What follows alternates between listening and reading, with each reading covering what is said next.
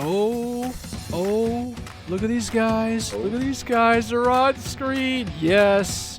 Welcome to the final show, final RC After Hours podcast for 2019. Who would have believed we'd be saying that? And for just good for measures, I saw the comments in the poll, and it was they want to see Chris and Mike back on the show, so why not? So without any further delay, ladies and gentlemen, it's Chris and Mike who are guests of the RC After Hours podcast. Isn't this kind of weird? Oh, look at that. There's light. Someone added light to the show. Cool. Awesome. Mike looks a little pasty with that. Maybe hit it down. Well, I'm blind. Hold on. Woo! Hey. That's better. There we That go. looks all right. Yeah. Awesome. Thank you. Perfect. I was definitely pasty. Our lighting crew, what's going on up there? Our $1 million lighting crew up there. Yes, well, this is it. Hey, you know, like we start off the show, it's the, well, I don't know what the value of Canadian at this point is, but here we go. We have our live studio, and Chris and Mike are here, and we actually have people who are, you know, we advertise the show, and that always goes. Right, so here we go. So this is the Year in Review podcast. I've shared with Chris and Mike the details of what has gone down, what has transpired, and who and what and everything. And I should find my show notes because I'm completely off script and taken off.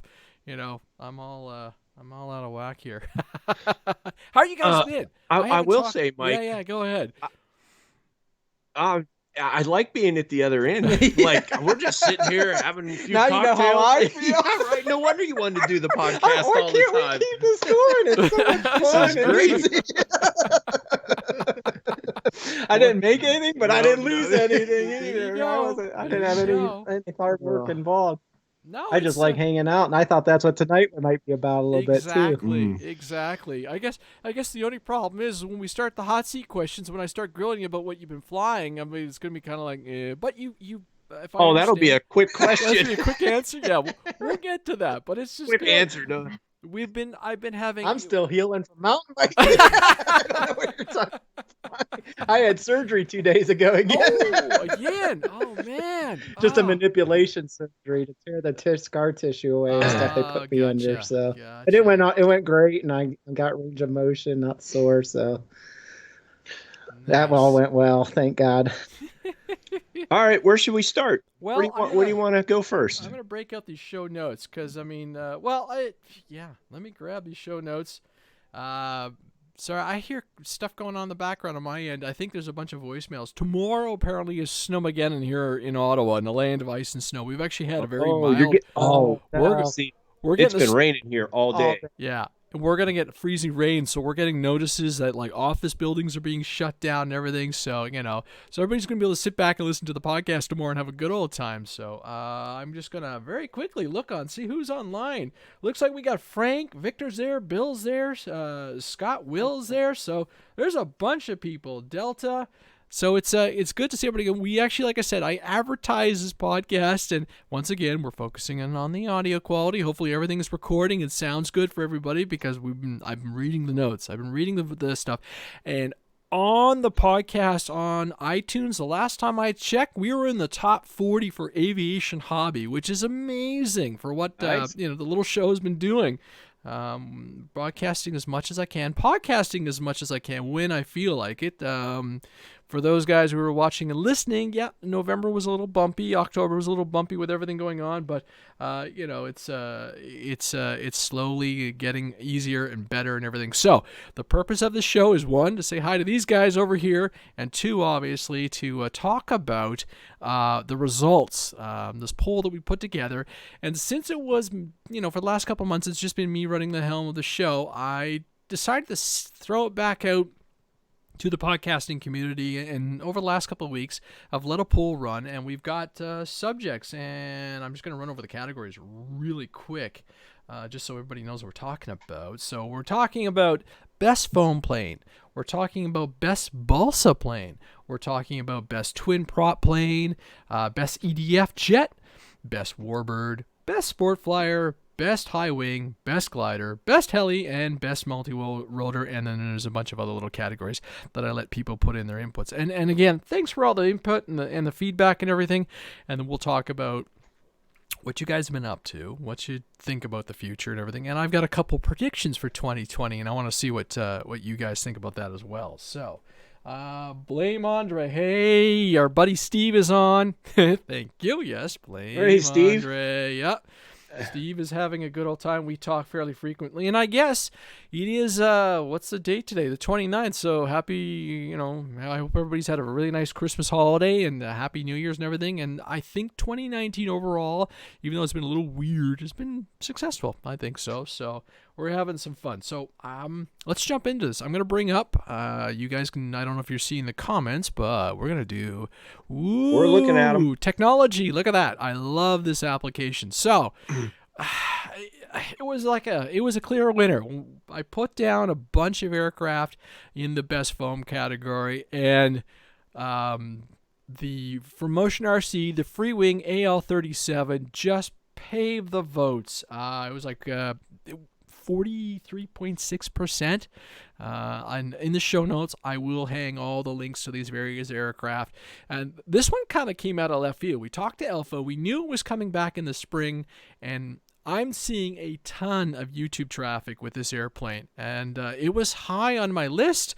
It's just that shipping cost. So if I ever get one into the fleet, it'll have to wait until July when I'm in Ohio. But the thing looks great. The schemes of people have been doing on this aircraft is phenomenal, and I think that's where it's unreal. It's like you wouldn't have thought an airliner. And I'm sitting here on my YouTube channel, and it's like, or my YouTube subscription fee, and people are just plastering all the guys in the West Coast. You lucky dogs, Yeah, right. Sitting behind me, over my left shoulder, is what I picked up for Christmas, and that poor jet won't go anywhere for a couple months, so it's really unfortunate. Look at that gorgeous beast. Look at that thing, the Sukhoi 30, beautiful looking jet.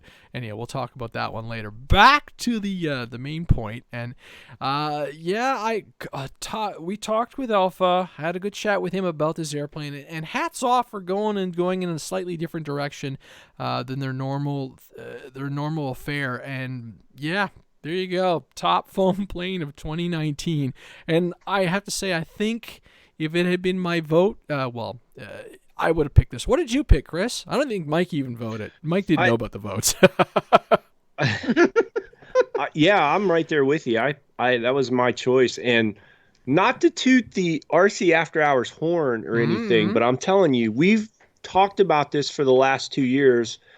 That how many people did we talk to that wanted some kind of jet airliner, commercial airliner or large, like the C-130, and it just seems funny to me that, originally when we were talking to Alpha about this, and he was kind of on the fence, I don't know if it's really possible or feasible with everything and this and that. And, and it kind of blew our hopes out of the water. Well, then boom, the C-130 come out, and then boom, now we have the Motion RC airliner.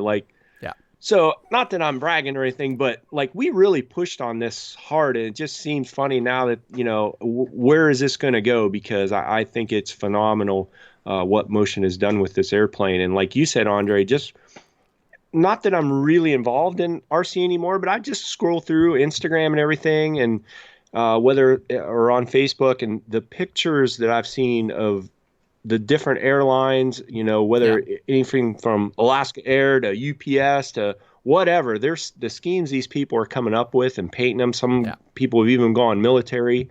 It is unbelievable. And the flight videos I've seen have been unbelievable, and I'm just amazed at this airplane, honestly. Yeah, the variety, and I think that's the best part about it. Everybody, everybody goes and they get their jet and their Warbird or whatever, and they all kind of look the same. But the sheer and Cali Graphics, shout out to her. She has probably just been so busy. It's probably from an artistic standpoint, she's probably bored out of her mind just continuously putting out these. But everybody has a unique brand, and they look like they fly pretty good. I'm like, Victor is on there, and we probably could grill him online, but I think they land a little fast. But I tell you, I could probably sit there and touch and go with these things all day and do those little flybys and just stuff that you would never do with passengers on board. The military schemes are probably my favorite. If I was to do one, it would.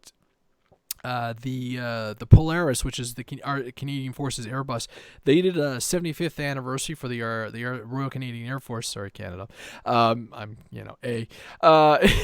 But if I was to do one up, it would totally look like that, and it's got the old the old red line and everything across, and it just says Canadian Air Force. It looks sweet. But I just. The 6S, everybody's got a ton of 6S. If you're into EDFs, I mean, this is a no-brainer. It does cost a bit of money. It's a big plane. I've heard people talk about the storage dilemma with this thing. Yeah. Because it's a very long fuselage, but, and we saw, I don't have the graphic now, but we saw hints of another manufacturer coming out with a 747, which looked amazing. Oh, wow. Right. Yeah. Now, I could be totally off my rocker, and I'm not 100% sure it was this plane, but I'm pretty sure I seen a video of the new Motion Airliner that somebody did reversing engines on it with reversing ESCs, and they were showing it actually landing, reversing the ESCs and slowing it down. Then actually once it was stopped, they were reversing it on the ground, taxiing it. Ooh. So I thought that was rather interesting. Yeah. So I guess from a technical standpoint, if you let as long as the ESC spools down enough that the motors don't, because you'd spin the nut right off, you could do that. Would be kind of cool. Lots of people talking about like doing Poseidon P8s and stuff, and like that one. There's a KC refueler one, and they've got a nice shot with I think it was an F-35 flying behind it in formation. It just what you can do, and the fact. Mm-hmm. The fact that you can get one in plain white and just go at it, and the fact that you're going to take a $500 foam plane and paint it and change the graphics right away. So, hats off to them. Yeah. All right. I agree. How about durability, Andre? Have you heard anything? Like, I can imagine a plane that size and everything, landing gear. It would be. Yeah, like if you don't have this nice, smooth, long runway. I mean, how's it doing on durability? So about the only thing we've seen so far, I don't know about the gear, but I've seen, and Victor had this happen to him but it was a really rough landing, and it got caught in a rut on the grass, is that glue joint. Mm-hmm. It looks like they could have done with an extra couple spars, carbon fiber spars on that glue joint and really set that up, or I'm almost wondering if people are going to start 3D printing little lips to go in there just to help the thing mash together, because it's just foam to foam. But if you had some kind of little ring on the inside of that just to help that area, that's about it. I think otherwise it's Freewing's standard 70 millimeter, like the power systems and everything we know are working, and really only from the gripe standpoint is people just I've heard people not liking the underbelly being exposed, but like, what are you gonna do? I mean, this is, you don't want to be overweighing this thing, because I've got a feeling it's pushing pretty hard, but still, I mean, you touch and go landings all day long with this thing. I think it's just and they've just sparked a new category as far as I'm concerned, which is really interesting. And later on in my notes, I'm going to talk about the EDF technology. So, yes, it's HSD. Neil is Steve is telling me they're the ones that came out with the. I'd have to look it up, but I'm not going to worry. So they had a 747. Whether it actually comes to market or not, but it looked big and beautiful. How do you transport these things, right? So. But hey, variety. Like I said, the West Coast guys are just rocking them out. So I would next time I get Alpha on the show, I want to know what he's doing number wise that they've sold. But I think After Hours show, buddy. Huge hit. Yep. You're allowed. It's called After Hours for a reason. We are here to have some fun. It's the end of the year. I'm just stoked to have you guys back on the show for a little guest appearance. Victor says 9.2 pounds in full flight configuration. I guess that's with a 5006S. So that's a lot of foam. Wow. So yeah. Wow. Heavy plane. And the 747's around 12 pounds. That's pretty impressive. That's a lot of mass. Mind you, I'm sure my A10 is clocking into that too. So, all right. So next up, we're going to talk about Best Balsa. And this was an interesting one. I'm going to click on over. And, oh, boy. Who would have guessed? Hey, a Hangar 9. Actually, all these planes were pretty, like, we were talking within a couple of votes of each other. But I think this one is smart one. 60cc, 116-inch. This is the Hangar 9 CubCrafters XCub. What a plane. It's like $1,000 kit, you know? Yeah, Andre, I forgot when you were doing the poll. Did you have the Fokker in there from Hangar 9? Yes, I did. And that was like the second place aircraft. Oh, okay. Yeah, I don't know which one I voted for, but hold on here. Let me pull up those notes while we're talking. I can tell you, and I'll give you the stats too on what was in second place and everything for the poll. I would have thought the Fokker would have beat out the Cub. I think it's just on cost maybe, because the Fokker is more expensive as an airplane. All right. So for the best foam, I'll kick back really quick. In second place, it was the E-flite 1.5 meter EC-1500. So that was a nice solid aircraft. And then after that was the Flight Test P-38, which is something nice and new and sleek and everything. And we'll talk about it in the show. After that, there were little one-offs. The Beaver from our FMS, a couple Flex planes, a Freewing jet. So in the best Balsa, though, looking at this, this had the Hangar 9 had more than half the votes at 43, or almost half the votes, I should say, at 43.6. And, Sunday night math is not going to be optional. And then second was the Fokker with only 28%. And then after that, it was... wow. And I think the Fokker just comes down to cost, right? So... Cost. And the high wing, the high wing air, I mean, they're all very... Hangar 9... They're on a roll this year. It was really awesome. We saw that early on in the year, and they just started banging stuff off, and just kind of, it's like someone took the hinge off them and said, go.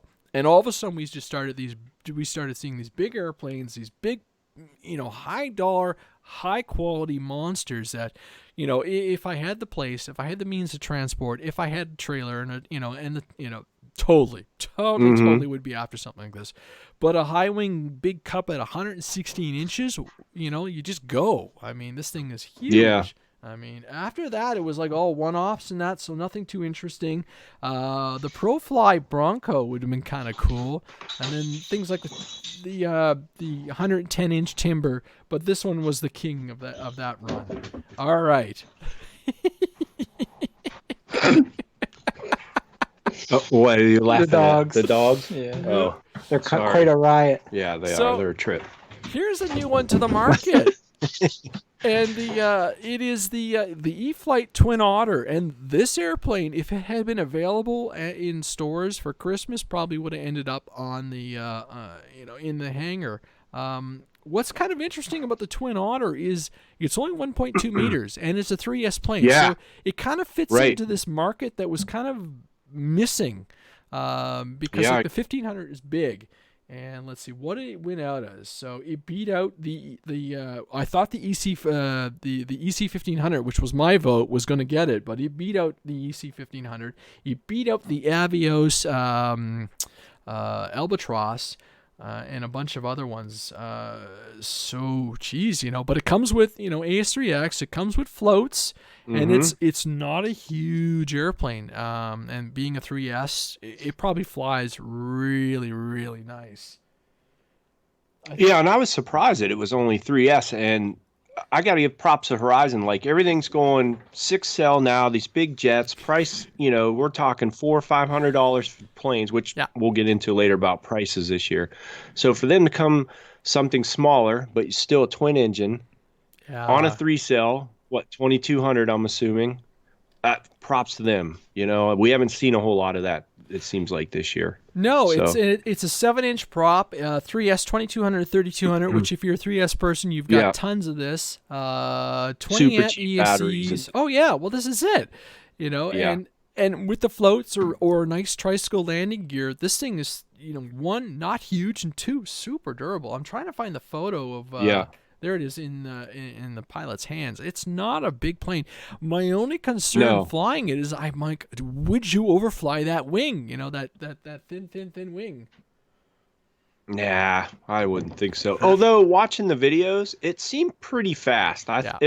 Seemed like it flew faster than what I expected. But that's just video. That'd be easy for transport and storage. Yes. Too, well, this is it. Yeah. This is Mike. It's not that big. Oh yeah. This is where my it seems like everything I've looked at and purchased this year has either been super tiny or monster size, and it's like, wow, can I get That looks like a really nice size. Yeah. Yeah. And so I personally hands off to the selection crew picking up. I went with the 1500, but I own it and enjoy that airplane, so that was my vote. All right. Jumping into EDFs, and we can have a really good discussion because I have to be honest, 2019 for me was the year that I really relaxed and enjoyed the EDFs, and I'm almost sad that October was a write-off and into November for me just because I was dealing with all the fun stuff in my life. But someone just said Norman? Norman's not a twin, but Norman could be a twin. But Nomad. Is that what you're looking at? Sorry, Nomad. Twin Otter looks excellent. Kind of reminds me of an Australian classic, the Nomad. Yeah, okay, there you go. And totally, if I owned one, it would go RCAF yellow and be decaled up right away because that's what they fly up north. But on to the EDFs. The EDF vote was the hottest one. It was back and forth. Was it? Yes. And it's funny because guess what? You're going to love this vote because this was down to the wire, but the E-flite F4 Phantom eked it out just one vote over the Freewing F22, and the Freewing the Freewing F4 was right behind it. Same thing with the FMS. They were it was just neck and neck. It was awesome to watch, and I kept putting out calls because at one point down the categories we were tied, and I kept putting out the links saying, keep voting, people, keep voting. Oh yeah, I didn't want to see a tie. This jet is phenomenal. It is phenomenal. Yeah. I've owned one. It's there in the background. A fluid. Mine is the plug and play. And it flies really well. It once you set it up, it's a little. It's one of those airplanes that you gotta let come off the ground. And I was laughing because of the second or third flight. The second flight I was messing around with the elevator and the CG. And when it popped off the deck, it went like straight nose up and went vertical. And I was like, I was like, wow, it is. So by the third flight, we got it under control. My only hesitation was there's the port underneath, the cheater port underneath is very exposed. But I had no issues because you're coming in, throttle off, and that seemed to do the trick really well. So, but again, so it was close. It was really close. The FMS, that was in second, and what was the other ones? The F-16 did well. The E-flite F-16, which kind of started the season off, right? We remember early in January or whatever, the guys were flying that one, and that kind of took off, and all of a sudden, E-flite put out the F-18 and everything, and the last plane they put out from E-flite, a jet. Oh, yeah. Look at that. The Sukhoi. That thing is huge. So now, Andre, were you surprised? Like, I think we talked about before, earlier in the year that the jet scene started to take off a little bit, but I honestly did not think that it was really going to take off like it did. And not only did it just take off, but like big, like super scale 6-cell jets. Like, it's unbelievable how many have come out. There's a few small, 4-cell, I think E-flite put out a couple, but the cost, like not cheap. Is this a turning point? Like, the hobby's doing good enough that these jets are coming out at $500-600 and you're buying 5,000 6-cell batteries, 7,000 from Spectrum, their new smart pack, 7,000 6S. It was interesting because Tyler, who's on the chat right now, works at my local Great Hobbies. Hello, Tyler. Good evening. And the crew at the Ottawa Great Hobbies, who have been really nice to me this year. He was telling me the sales have been really strong, and I Is don't is that know. because it's just kind of new? Like, we've been warbirds and scale plane. I mean, Maybe. it's been the same stuff Yeah. for how long? And now there's, the jets have finally come full circle to where, yeah, they had them back in the day, but they usually flew like crap. That's Most what I of was them. wondering, if the technology makes it Yes, more exactly. easy to handle and Yes, not so right. intimidating like they used They to were be. underpowered, didn't fly that well. So now with the new technology and the new I think batteries that and has everything, more to do yeah, with it, in all right. honesty. I kind Well, of I agree think with it's a combination, and then we saw like when we know that FMS does a lot of the development for her Horizons aircraft, Horizon. and then they take over and they start working on it. And I think we've seen a jump where the AS3X is really like what they were doing with that F-16 in their demo videos. Mm-hmm. Just here, toss it and go, Right. and it just takes off and it flies. So they brought that class, to the mass. They brought that flying, because I mean, I fly this thing behind me, this big aircraft is a bind and fly. We'll talk about that. Wow. We'll talk about that. Okay. So I now have Yeah. 2 bind and fly jets. So I do have modules and everything, but I will be flying off a Radian. We'll talk about that later in the show. Mm-hmm. And so what they've done is, I think they've just bridged that gap, and they finally made it where, someone who was on the fence before says, okay, I'm gonna get my first jet. I'm gonna buy. I'll drop the extra $200. I'll buy 2 6S packs, and that just opens the floodgates. Because, like I said, this year I relaxed. I enjoyed flying the EDFs, and I was sad that by October, because everything I was dealing with, I didn't get out flying, and the weather changed, and then we lost the field, the snow and ice and everything. But I flew the A10, I flew the F4 multiple times. I flew which ones?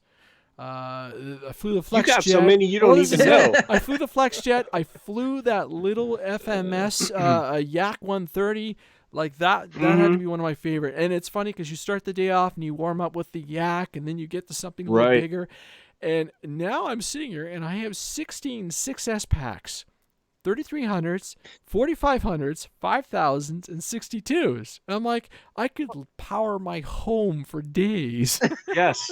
Okay, but here's the thing, Andre. Like, I know your fleet of planes and everything. So this, for example, that Sukhoi behind you, beautiful jet, super expensive. Is that something you're really going to take out and fly a lot? I wouldn't, just for the fact that I'd be so nervous about something happening or crashing it. You know what I mean? I roughed the landing gear up on the A10, and I giggled it off because the planes flew so well. I know I can repair it, and I had such a good time flying it. I was stunned by the footage about how much ground space I was taking up. But the Sukhoi, and it was one of those things where, my chase quad guy was like, you got to slow down. I'm like, I will. But I mucked the gear up on landing, avoiding running into him, and I would have flown the second time, and just got used to the aircraft. This thing, I've watched the slow performance video. I've watched things like Pilot Ryan and a couple other guys fly this thing slow. You put the air brake out, and the AS3X doing its job and just holding everything stable. That's true. I'm super excited. Now, I'm hugely aware that I'm going to need all the runway. I'm going to need every ounce of that runway to come in and land and take off, because it just takes up that much space. But at the end of the day, I was kind of like, do I want this thing? And I kind of went, yeah, do I need this? And this is classic. Need it? Do I need it? No. Do I want it? Hell yeah. So, Yes. That one landed there. But like I said, like for me, the Warbirds, it's not the Warbirds, sorry, the EDFs, they've been the surprise of the year for me. Of course, and I come back to saying that planes are going, planes you fly, you got to be afraid to crash. I'm just trying to read what Tyler is while turning my head away from the microphone. But I'm over that risk factor. The Flex really freaked me out initially, but now I've gotten to the point where I'm comfortable and I'm enjoying them, and that's big. That is really big and really special. So, it's just kind of, why not, right? I mean, you got to enjoy them. I agree with you. Like, if I had that huge RC budget, I guess, who cares? Buy it and fly it. But like, I think for a lot of people, $500-600, okay, let's say $600 plus batteries, that's a lot of money for a lot of people, and to go out and I being a little nervous, like crashing that sucker. That's I don't know. That's just me thinking, I guess. No, you are completely right. And Tyler made a comment on here too. If you're afraid to crash it, then you shouldn't be flying it anyway. Which that makes, I guess, a good point. But I mean, that thing is awesome looking. Like, oh man, I mean, it is a beautiful like jet. I said earlier too, the technology takes a lot of intimidation away from these. I don't think we realize how well these things fly from back when we started. That's with a good it. point. I really do. Yeah, they probably are a lot better. Because I know when I started, you throw a jet, you might as well just throw it right in the trash can. Right. I mean, it's not going to fly. Yeah, and it's totally changed. I think it is. Right. And so that's where I'm going to be really curious, and that's why I went with the bind and fly. And I also have the E-flite Havoc, and I'm going to try those out, and I'm going to see how it feels. Now, don't get me wrong. It is 3 minutes of terror. It is 3 minutes of terror. But like when I flew the F4, it was like, wow, I can relax. And then I flew the A10, and I was like, this is really. I was more nervous my first flight when I first took off with the Yak, and it was just, hey, okay, I've got this. I can do this. Yeah, and the confidence was back into me. I was able to, and enjoy it. And I had a really rough. I had a whoops with the Yak and roughed it up, but repaired it, and and I scrubbed the landing gear on the poor A10. But that was me not using the rudder and dumping the ailerons. But that's going to happen, right? And it's you've got to be. The foam is good. The repair techniques are good. So but.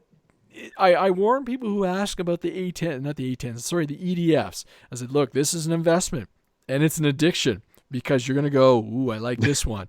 And then you start seeing, and I have it now, like we'll talk about the batteries, but the 5000s came in, they were on sale and I wanted to try them and everything. So I have them for the season. And it's like, I look at them and go, okay, the F4, that takes this battery. Got it. Great. So I'm looking as I buy the jets, I go, what fits into this battery so I have it, so I know what battery to use. And so at the same time, I full on admit the hangar is full. So I don't think you're going to see any more jets coming into the hangar for 2020. I hear that all the time. How did the F4 look in the air? Because that looks to me like it would be that was awesome our favorite one of the show, right? I think that would look awesome in the air as far as tracking and stuff. Beautiful. So I had my buddy Steve, who's Captain Drone, he's got his YouTube channel. He did some really nice chase, and it looked nice. And I was like, ooh, am I going to be able to track? Am I going to be able to track this thing? It's gray, and I had no issues flying it. It was so smooth. Really? Wow. It looks stunning. It has distinct features and the looks and stuff that I really like. It's got the chicken legs. So. Yeah. It's a really nice looking airplane. So, what's André? What's this? Lee Davis. André, find a construction site. Find some pavement and everything. Yeah, it's I like where I fly, but the only bad thing is the gravel trap. But the trick is to just put some screening underneath so you don't suck up any gravel. So otherwise, we tend to have the field at our disposal and everything. All right, moving on. Right. Warbirds. This was a slam dunk. Can you guess? Can anybody guess what the top Warbird for 2019 is? Oh, had to be the Corsair from Motion, right? Boom. And it was funny. I specified. I mean, you can't beat that. No, you can't. And I should have went in. I should have done a bubble top versus the bird cage, but I just said what airplane. Right. And when this thing came out, we all drooled. And it's funny because this year for 2019, my flying outside of the little bit that I flew the EC 1500, it was 3S or 6S. There was nothing in between. And this, if I was to have looked at an airplane this year, this one was, the top Warbird. But I kind of was like, I haven't flown my P-51. I haven't flown this. I haven't flown that. I haven't flown any of the Spitfires, So it's kind of like, I was in between sport flyers and jets because they complemented each other a little better than flying a Warbird because you fly them all a little. And it got to the point I had forgotten. What was I flying? I was flying the big Tundra, and I forgot how to control just like tail dragger. I was like, oh man, I haven't flown a tail dragger in such a long time that I did a ground loop, and I'm like, ooh, I haven't done that in ages. So so this thing is, and I'll be honest, like I don't get me wrong, I love the jets and everything, but my personal choice, if I was going to buy a bigger, expensive, this would be it right here, the bubble top. FlightLine Corsair. I mean, no questions asked. And this was the Corsair was like 51.3% of the vote. It was a landslide. And then after that, it was the P51, the small P51 from FlightLine. The 850, which is I've seen in person, gorgeous. Eddie Black showed me. I had one at Flight Fest, looked great. The flight test, John Overstreet has been doing some amazing stuff with the flight test foam and really getting them nice. And then what was the other? Yeah, the P47, the P51. There's just a bunch. Someone also in the chat just mentioned Lee Davison said he likes the E-flite P39. It looks nice. It kind of landing gear doesn't do anything for me because it's really tall. It's a really tall tricycle, and I for whatever reason, whenever I look at a Warbird, I like tail dragger Warbirds. It's like tricycle gear for a jet, and then your Warbirds are all tail draggers just because of it's that classic look, and you can't beat a Corsair. So it'll be interesting. I think honestly though, for money wise, and if you got a little skill in painting and everything, the flight test P38 I think was the best as far as a budget.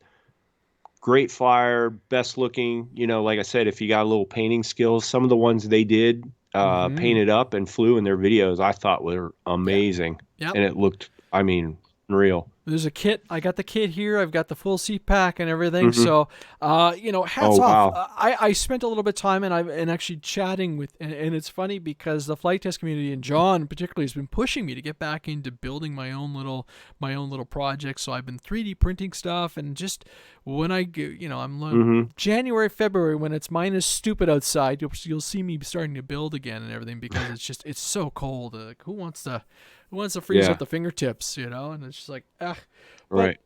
Tail dragger, wheel jacker. You need a tail dragger jet. I'm like, a tail dragger jet. I don't even think that would be kind of weird. That would be really weird. So, people are chatting away.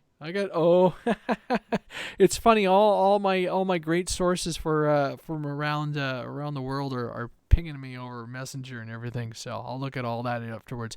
And it's funny because, it'll be interesting to see what the industry does. Have we seen the peak in the Warbirds, right? Like, unless you start, the P38 was out of the P39, the E-flite P39 was kind of out of left field because we didn't even know what it was. So, and it's just, and it'll be interesting to see, obviously, flight test and the stuff they're doing. And John's been, like the Spitfire, then they did, what did he do? He did the P4. Didn't he do a P47? Yeah, the P47. P47. And then, I'm drawing a blank, but anyhow, just a couple other ones. The one from Vietnam that does all the missiles and everything, single prop. I don't know. I'm seeing if anybody's going to catch up on the chat. Anyhow, it's just a bunch of them. So, there's so many options. And then, of course, Hangar 9 had a bunch of big ones. There was the KI-43, that giant Japanese the Japanese, yeah. Oh, there's tons and tons and tons. It'll be interesting. Like I said, it'll be really interesting to see what else they come up with and they dream up with. So, and just are we at the top end of the EDFs though?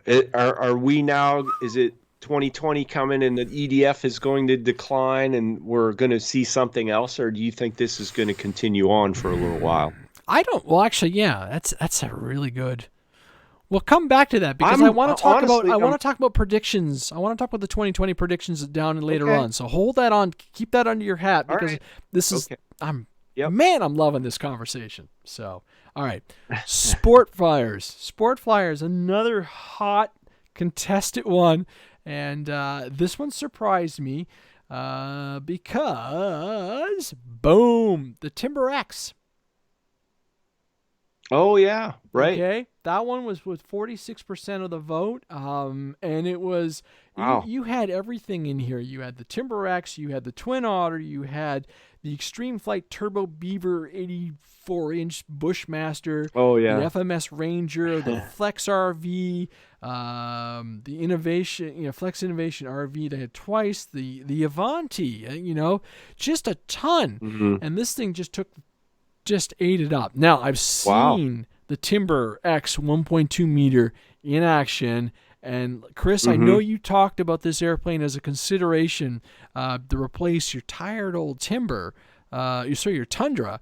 And man, this thing is, if you've got this thing set up and you dial in this radio nice, holy moly, this thing's a nice airplane. Mm-hmm.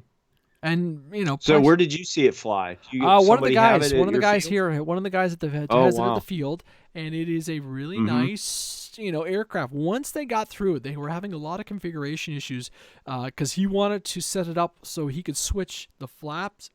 So this plane's calling card is the fact that it will you can configure the flaps. I don't know if it comes in, but you can separate the flaps and the ailerons and control them. So you can either get giant cow, crow action or giant ailerons. Right. And he was having issues getting his throw to work correctly and stuff like this. So it's I'm just seeing if anything.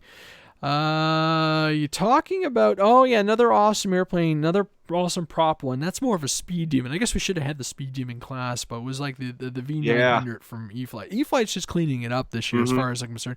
And credit where credit due. But this aircraft, for something, you can run it on 3S, you can run it on 4S. It's got tons of capability. You can still do all your STOL capability. And I think, if I've read correctly and points, you could switch the wings between the two airplanes if you were wanting to do something silly like that. Oh. I think. I didn't know. I think. Yeah. But it's a super capable, it's kind of, keeping up with some of the Fun Cub tradition and everything. So, and again, it kind of came out of left field earlier in the year, but, I agree. So it did really well. And then rolling on in that theme, because we're just going to keep pushing through so we can keep the conversation going, and this one surprised us as well, Turbo Timber. And this is your 2019 best high wing. And I kind of agree with this one because, again, you get a little bit more capacity. They updated that prop so you can hang this thing a little bit more. It keeps with the 1.5 because I kind of like that size. Anywhere from the 1.4 to 1.5 so you can have a little bit of fun. You can slow it down. You still got lots of wing control. And really, it's Mike's Timber with a new front end. I think the motor capacity was the same. And this one was really tight, actually. This was a really good. First place was the where are we? Best high wing.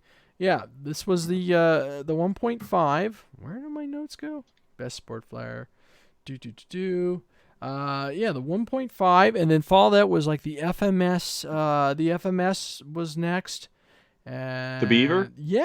Yeah, the Beaver was next, and there it is there. I thought I made a mistake. So it was the Beaver, which looks really good in red. If you guys have seen that, right? V2 looked really good in red, followed by the 1.2 Timber, and then what else was in there? The PA, the FMS PA 18, which we thought would have been the 1700 mil. I haven't seen a lot of them, and then way at the bottom, Durafly Tundra. And that kind of sad because that airplane hit the market, but fell flat. Like here's the thing, revision, right? How old is that airplane though? 5-6 years old now. Yep. Yeah. So I mean, at this point, with no update or something, I mean, I could see it. Not that it's a bad air; it's still an awesome airplane, but it's just kind of old news at this point, I think. Yeah. Yeah. Which. We'll discuss Hobby King later on in the show as well because we know what's going on to a bit, but so it was funny. E-flite again, just rocking it out. FMS in close behind. It would be kind of nice to see our friends at Freewing or FlightLine come up with something. I know they're kind of playing around with it, but it would be really cool to see just another contender in the market, right? But and I kind of get the feeling that High Tech, they're kind of flirting with 2020 as well. They kind of seem to spike up a little bit on social media and then disappear. So we'll see. I'm going to fly my dad, who isn't flying any longer. He's like, well, what do you want me to do with the Fun Cub? I'm like, don't you give away my Fun Cub. I'll go fly that in the winter, here and there. I did buy some batteries. My A-specs are retired. I finally went out and I picked up some batteries so I can fly, because the last time I was out flying the Tundra, I had one or two saggy batteries and they just kind of fell apart. So, but there we go. So your best plane for 2019, your best high wing, the Timber. So Mike was on a roll. Have you flown your Timber recently, Mike? No. That's a no. No. Not at all. Oh, come on. But I still reflect back on that pond flying at your. And the footage you did with that was spectacular. I still enjoy watching the video. Or the mid-air strikes, when we're doing the lowest. Where he's birded and I just clip over to right in his way there with the Tundra. Right. So next is an interesting one. But it is an awesome plane. Yep. Touch and goes and those little short landings and stuff. Yeah. Short takeoff and landings. So but its only Achilles heel is the fact that it's bottom battery loaded, which I don't know. Right. Yeah. I agree. They would have hit it out of the park if it was on the top, because that was the only negative thing I could say about it. Yeah. And that's unbelievable. Right. Yeah. All right. Best glider.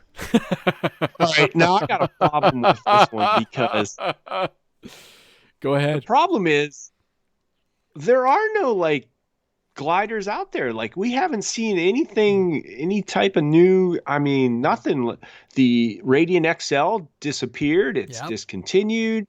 I know they still got the Mystique, but then you're going really big and in the Balsa, but there hasn't been any new. That might be the next glider technology. What the heck is going on? FMS has got their Fox glider, and they've got it in two different sizes. It looks gorgeous, but the E-flite Night Radian, and the lights look cool. We've seen some really cool technology and some modules. I've yet to fly mine. I've yet to actually. I flew my old Radian in July, but it's no fun when you're on your own. It's also scary as heck when you're out in Ohio flying it. Actually, we flew it after the event, and it was kind of neat, Yeah. But it's always scary flying with me. Right. Of course. But at least the wings bolt in on the Night Radian, and you got all the cool LED lights. So mine has been. And again, how old is the Radian? Oh my gosh, that Radian. And they kind of spoiled it for me because you got to bolt the wings in now. I would never buy a new one. I still have one of the old ones. It's so simple, so easy. In fact, when we talk about flying again, that's probably the only thing in my arsenal that I would pull out and have fun flying with being away from it so long. And so it's like. And a buddy of mine there, Scott over in Australia, he has been FPV flying his glider. I don't remember which one it is now, just top of my head, but he's been doing a pan and tilt glider flight with that thing, and it just the footage looks gorgeous. It's terrifying because if it goes out of range, I don't know what the heck you do, but I don't think he's playing. Yeah, just watch it go. Yeah, watch it go. Take the glider's goggles off and hope it comes home. But so. This aircraft is great at night because you can put it up in the evening. It'll fly just fine during the day. The CG is a little different because of the change in mass, but it's still capable of catching some good thermals. And it does the wings do screw in, good and bad, but it's better than taping them on. So, and it was a clear winner in his category. Right, and I really hope I'd like to see Horizon do something in 2020 with the gliders, whether it's a new design, because I'm hoping why instead of bolts can't they do clips or something where you're not losing or using tools for something like that? They probably could. What would be so hard about a plastic clip of some sort to keep they have the thumb screws like that where you wouldn't lose it or need a tool or I don't get it. Dudes, I have the thumb screws on the EC1500. I hate them because they bend. Oh, really? They bend. It drives me crazy. The wings are going to stay on. Well, I'm saying there's got to be some mechanism. I'm not saying it's that necessarily. Some kind of clip in. There's got to be some type of latching mechanism that's easy to do and will hold up. Even like the Optera wings, where you actually you put the wings in, they have the little clips, you put them in and turn. They were perfect. You take them right Maybe out. the clips need to be metal instead of plastic where it won't bend or something too. I don't know. Yeah. I know you get weight involved with metal, but there's got to be something out there. We got the trade-offs. Yeah. Punch the wings out to 2.2 meters to take up for the hoping... extra weight. Then you get a better glide ratio, right? Yeah. And I hope honestly with the Radian XL going away so quick. I mean, yeah, that plane did have its flaws, but I still really enjoyed it. Like a flying football. I don't know why. I just couldn't get over it. It was big and heavy, but I think maybe they learned some lessons, and I just want to see something new for 2020. Yeah, I agree. Yeah. We'll see, because I guess like the E-flite guys talk about bringing back some of the big Carbon Z aircraft and stuff. So who knows what they're playing with? Who knows what's in the back of their minds? This airplane still hats off. I'll fly mine eventually. I say that about everything. But like just for people coming up with innovative ways to make them better with the and the chat going on right now, they're talking about HD video links, and we will cover that into our notes, because there's some really slick stuff coming down the pipe too for that. So all right, this year I almost bought this heli, and bang. This one was in my cart. Right up your alley, Mike. Well, I got away from that. After more discussions and stuff, I'm like, you know what? That might be another thing where I just throw in a trash can instead of flying, because I don't think it'd go far. But they have AS3X on them now. Hit the oh crap button, Mike. You're good. I'm not quick enough to even hit the oh crap button on them things. Yeah, but the top heli. I definitely flirted with the idea, but this is basically every time I talk to the free fall guys and they get a hold of me and start chatting, I look and I'm man. This is like the 230S from Blade with the bind and fly and safe technology is kind of the best of both worlds, because I've been flying around the little 1S Blade, having a good time. The cat knocked out of the air a few times. That's the one they were talking up highly for me too. Yeah, right now. Because it's a 3S helicopter. I was so tempted. It's just one of those ones that you can grow with. It's not so big and so crazy and everything. But I guess one day it will happen. But right now, with all the other competing priorities, right? The budget. The only thing good about helicopters, and I mean, is they're small. They take up a little bit of such little space. So.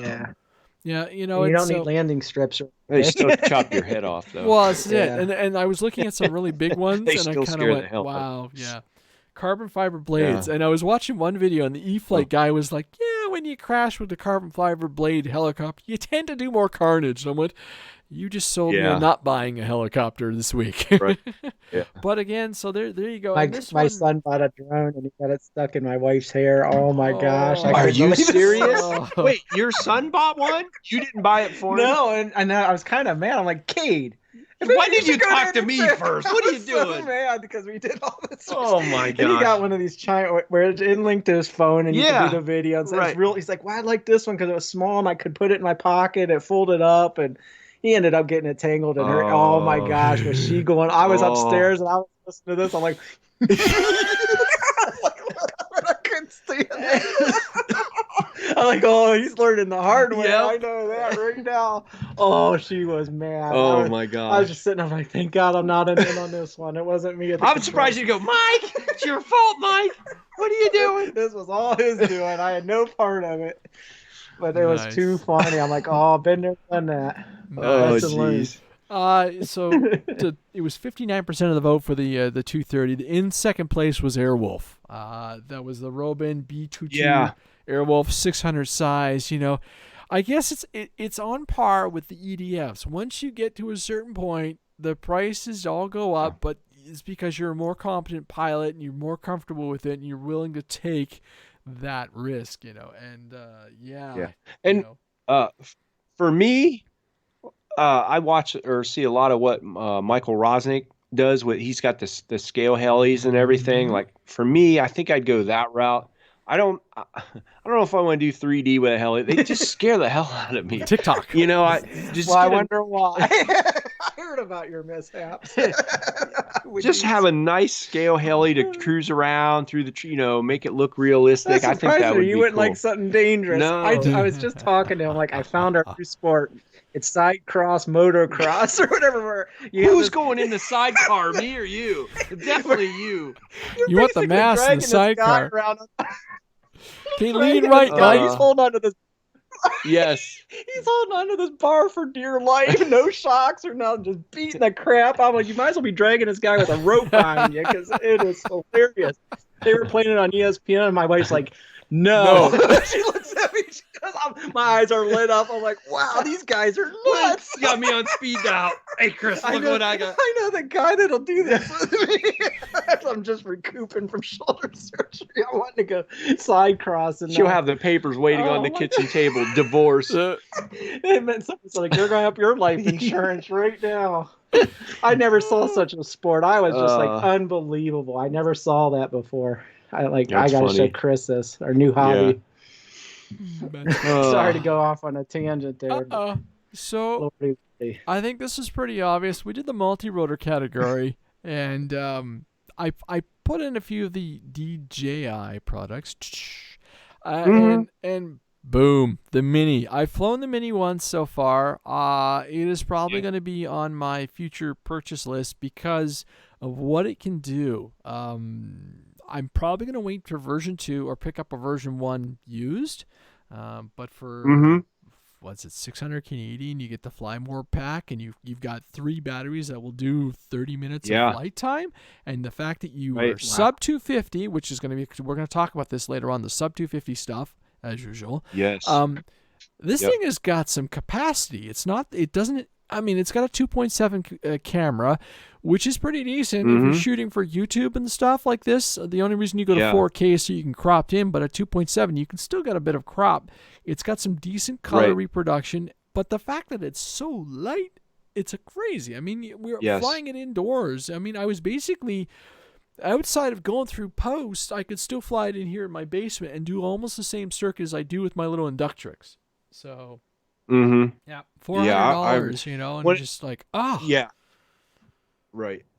Especially down here in the States now, they got the FAA thing going on. What is that new thing? I saw it come up a couple of times. All drones are going to have ID, and they're going to be able to track them. It's just I couldn't believe what I was reading. They're doing a poll or something. So, props to DJI for bringing out this Mini. And when it first come out, I was like, this isn't for me. It's got, the Wi-Fi connection and blah, blah, blah. And I wasn't into it. But the more videos I watched, the more reviews I read and watched, it is impressive for the money. And André, really, like some of the distances they were getting on that Wi-Fi connection with no issues or anything, it really sounds like DJI has figured that out, for the money, I don't think you could really beat it, honestly. If you want to go out and do long range stuff or something, that's a whole different story. But anything, fairly close or like football field length, are we talking? Way longer than that. Even better, man. There was people going out 2 miles with this thing. Wow. No problem. See, I had no clue what range you were talking about. Really good, and the fact that you can fly it indoors. That's really impressive. It is. It is so light. It's so stripped down.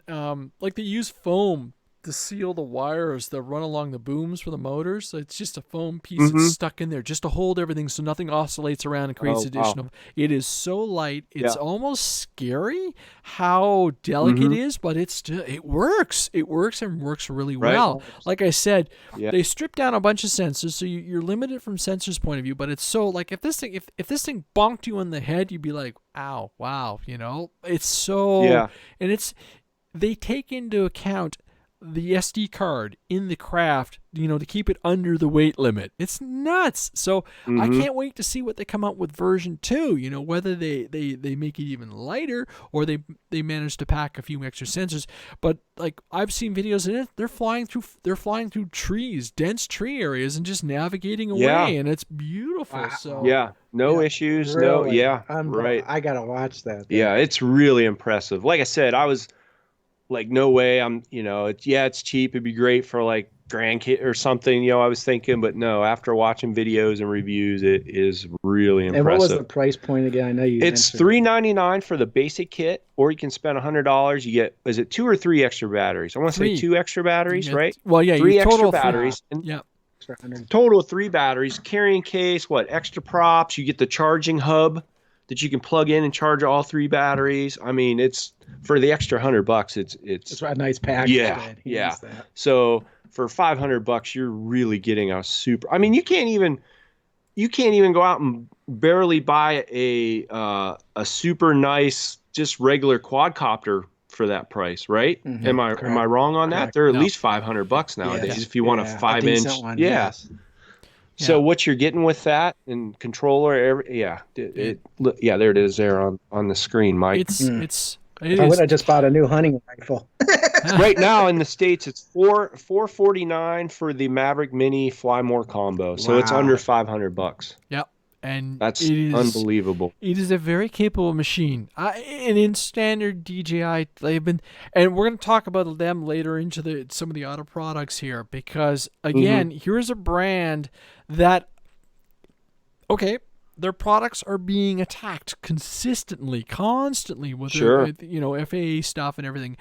And they're still killing it. They're still coming up with innovative stuff. I've have been having, and this has been the pleasurable part of the podcast, being able to talk to people who go out and, like Frank, he bought the goggle set, which I'll probably bring up here, and and says love it, can't wait, and again, HD, and this is something we'll talk about a little further into the podcast. Talk about all this new technology and some of the predictions I'm going to make for 2020 about all this stuff. So, again. Man, if I didn't buy the Jet, I would totally have bought that. I would have totally picked up this thing. So I've definitely been eyeing it up. Whether I buy one, I don't know. I thought it'd be fun to go out on these mountain bike trails and throw it up and just video, some stuff. But anyway, that's another story. But again, slow clap to DJI, because for me, it's almost like, hey, FAA, we're going to help you out. We're going to give you an app, and you're going to be able to track our drones and everything. But then on the other side, they're like, we got a 250-gram drone that we're going to sell that you don't, And the market is going to be saturated. I watched the Ottawa, so the Great Hobby website, and all the stores sold out. They all sold out. There was on average 10 to 12 per store plus the online store, and they all sold out. So it was like boom, boom, boom, boom, boom.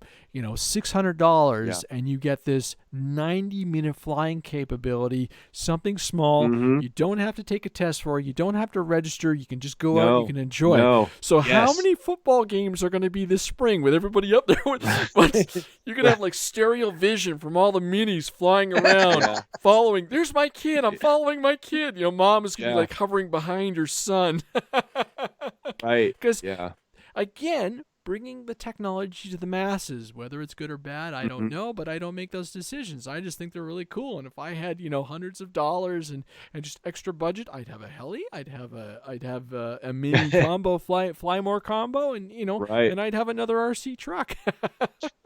André, I was curious though. I know I haven't really talked to you much about it, but again, we used to use my Phantom a lot and do air to air. Yep. And one of the problems was with the older ones, it wasn't, quite fast enough all the times. What was the speed on this? Could he go out and track? Did it have 2 modes on it? Where, it had this, the slow mode and then the faster mode, like some of the other quad, I think the Mavic has it. I don't know. I'm not up to date on a lot of this, but did it have that, or did you notice the speed at which it was flying? Did it seem pretty quick? Indoors. But it seemed like it went okay. I mean, it didn't. It's probably not the fastest thing in the world because it's not huge. Do they have any specs? Specs. What wind? Well, it's probably not going to take a lot. I wouldn't think. Because we seen when so light. Mike Finley was here and he had the Mavic. It was we were flying our Phantoms no problem, and he was getting wind warnings. So. I don't see it but again, anywhere. It has 3 modes: cinema, normal, and sports. There you go, sport mode. Thank you, Eddie Black. Okay, so it's got a sport mode. It does have a sport mode. I'm sure that sucks down the power a little bit, but I'm sure it still moves. So it's got to be pretty quick then. Yeah. Well, I mean, they're basically they're basically porting over small quad technology and just putting all their control suite into it, and it does it. I don't know what the I don't know if it's not really that fast, but I think I got 30 miles out of it, 30-mile range. So that's still pretty damn respectable for what it is. I mean, it's a camera platform. I don't need to be doing Mach 2. Right. So, No, all right. no, I agree. Let's see. I'm looking over some of the best others. So this is during the poll. I put down a couple of things. Spec Wing class defined Spec Wing, Horizon's flight coach program, best scaled E-flite SU-30, some of the Admiral 60C6S batteries, the FT Toolkit RC M8 charger, one of those really nice chargers. And then the XI12 from Spectrum, really nice radio actually. Mm-hmm. And then Yep. looking at some of the other technology, just going over my notes really quick. So we'll talk about this again since we're on the DJI stream, but some of that newer FPV technology that they're starting to push with, whether you buy their controller pack and camera, you can also get the goggles and two camera suite, so you can do your quad and then use your own remote. Because the problem they have right now with the remote system is you have to bind to it and configure it every time, so that isn't there. So like V2 would be a lot better, but I'll throw it up on the website, and because the goggle combo was a decent price. Products. Where is that? That's definitely a game changer in the quad market, though. Well, you it's know, how long have we been talking about HD? You know, DJI goggles. Here we go. It's called the I think that's Fly what More. Chad has. I mean, Like, he's been wanting to sell me on that. Too. Yeah, He's like, I mean, you won't believe the difference, Mike. Yeah, and here was my thing. I flew the Phantom a lot with the goggles, you know, and you got that HD coming through the goggles, and then you go to fly a regular quad. It was just like, ugh, you know. So Yeah, and I think so. This is called the DJI FPV Fly More combo, and so while this one's got the remote, you can get here we go, the experience, which is the goggle and two transmitters for $700 US right now. So you can get the controller module and everything, and I think the advantage there is you might get a little bit more range, but it's got some limitations in the technology right now. But like for me, if I was to get anything right now, it would totally be the FPV experience combo. That one there, you get two cameras, for $600. and just you know, like the other one, you get one camera, but you get a control board and everything, which is pretty cool. But you can't just switch between aircraft. Like you can't call up another model. You've got to rebind and do a bunch of stuff. So their control technologies is using their classic remote. So that's got to evolve a little bit, and I'm sure version 2 will be a whole other game changer. But the goggles look neat. Yeah. They're almost a little they look right out of Star Wars. They need googly eyes. Reminds me like a bee or a bumblebee or something. They're cool looking. Headset tracking, yes, that's Delta Dart just said that, and I agree. This with some kind of pan and tilt headset tracking would be amazing. But here we go. We've talked about this for such a long time. Digital, long range or decent range digital FPV with channel control and everything. So we're going to start moving away from all the analog limitations. And I think if Frank was telling me it's so self-contained and easy to use, you swap between the cameras and between aircraft. Yeah, like you make a little housing for it, and you just plunk your transmitter in whenever you want. And the fact that it links up, it goes, less interference, less channel issues, and it just works. And you're getting HD, and the cameras have a card on board, I believe. I'm trying to figure out. Yeah, like they've got their own I think they've got their own recording, if I'm correct. And just make up a pan and tilt unit. The future is going to be so awesome. But we're starting to see a lot of neat technology rolling out for sure. And I think this is just the start of it for 2020. So there you go. There's a prediction. We're going to have HD video everywhere. HD everything. 4K. With really crazy goggles. Wow. Yes, they do. Yeah, they do have recording on board. So they're basically you're split. And that is also another thing people talk about run cam now, because the run cam hybrid camera, same deal. You're getting your FPV transmission and you're recording at 4K from your aircraft. So you're getting really stunning. Wow. You're getting 4K is the norm, right? Everybody's got GoPros that do it now and so forth. Well, so I was just gonna say, at what point does a GoPro go down the tubes? It's funny. At least for our seers. Yeah, because they got rid of the session, and it was funny because I was shooting a video this weekend, and my buddy still got a couple sessions, and I'm like, I can't believe they got rid of this form factor, because we were sticking them on top of little RC cars and everything, where the bigger ones are just too heavy. So right. Oculus Sync unit is a lot bigger. Yeah. There's the Oculus units and everything take up a little bit more space because they're a bigger transmitter and everything. So just hats off to DJI for continuing to, despite everything that's going on, they're still putting out things. They're still finding a way to introduce some. Fat Shark has got their what's it called? Not BitTorrent, but Frostbite. Sorry.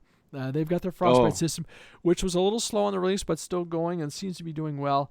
Bunch of different notes saying, talking about the Jumper T16 radio, which is pretty cool. That's a multi-spectrum radio, really good price point, lots of functions, lots of features. Runs OpenTX as well, which is pretty darn cool.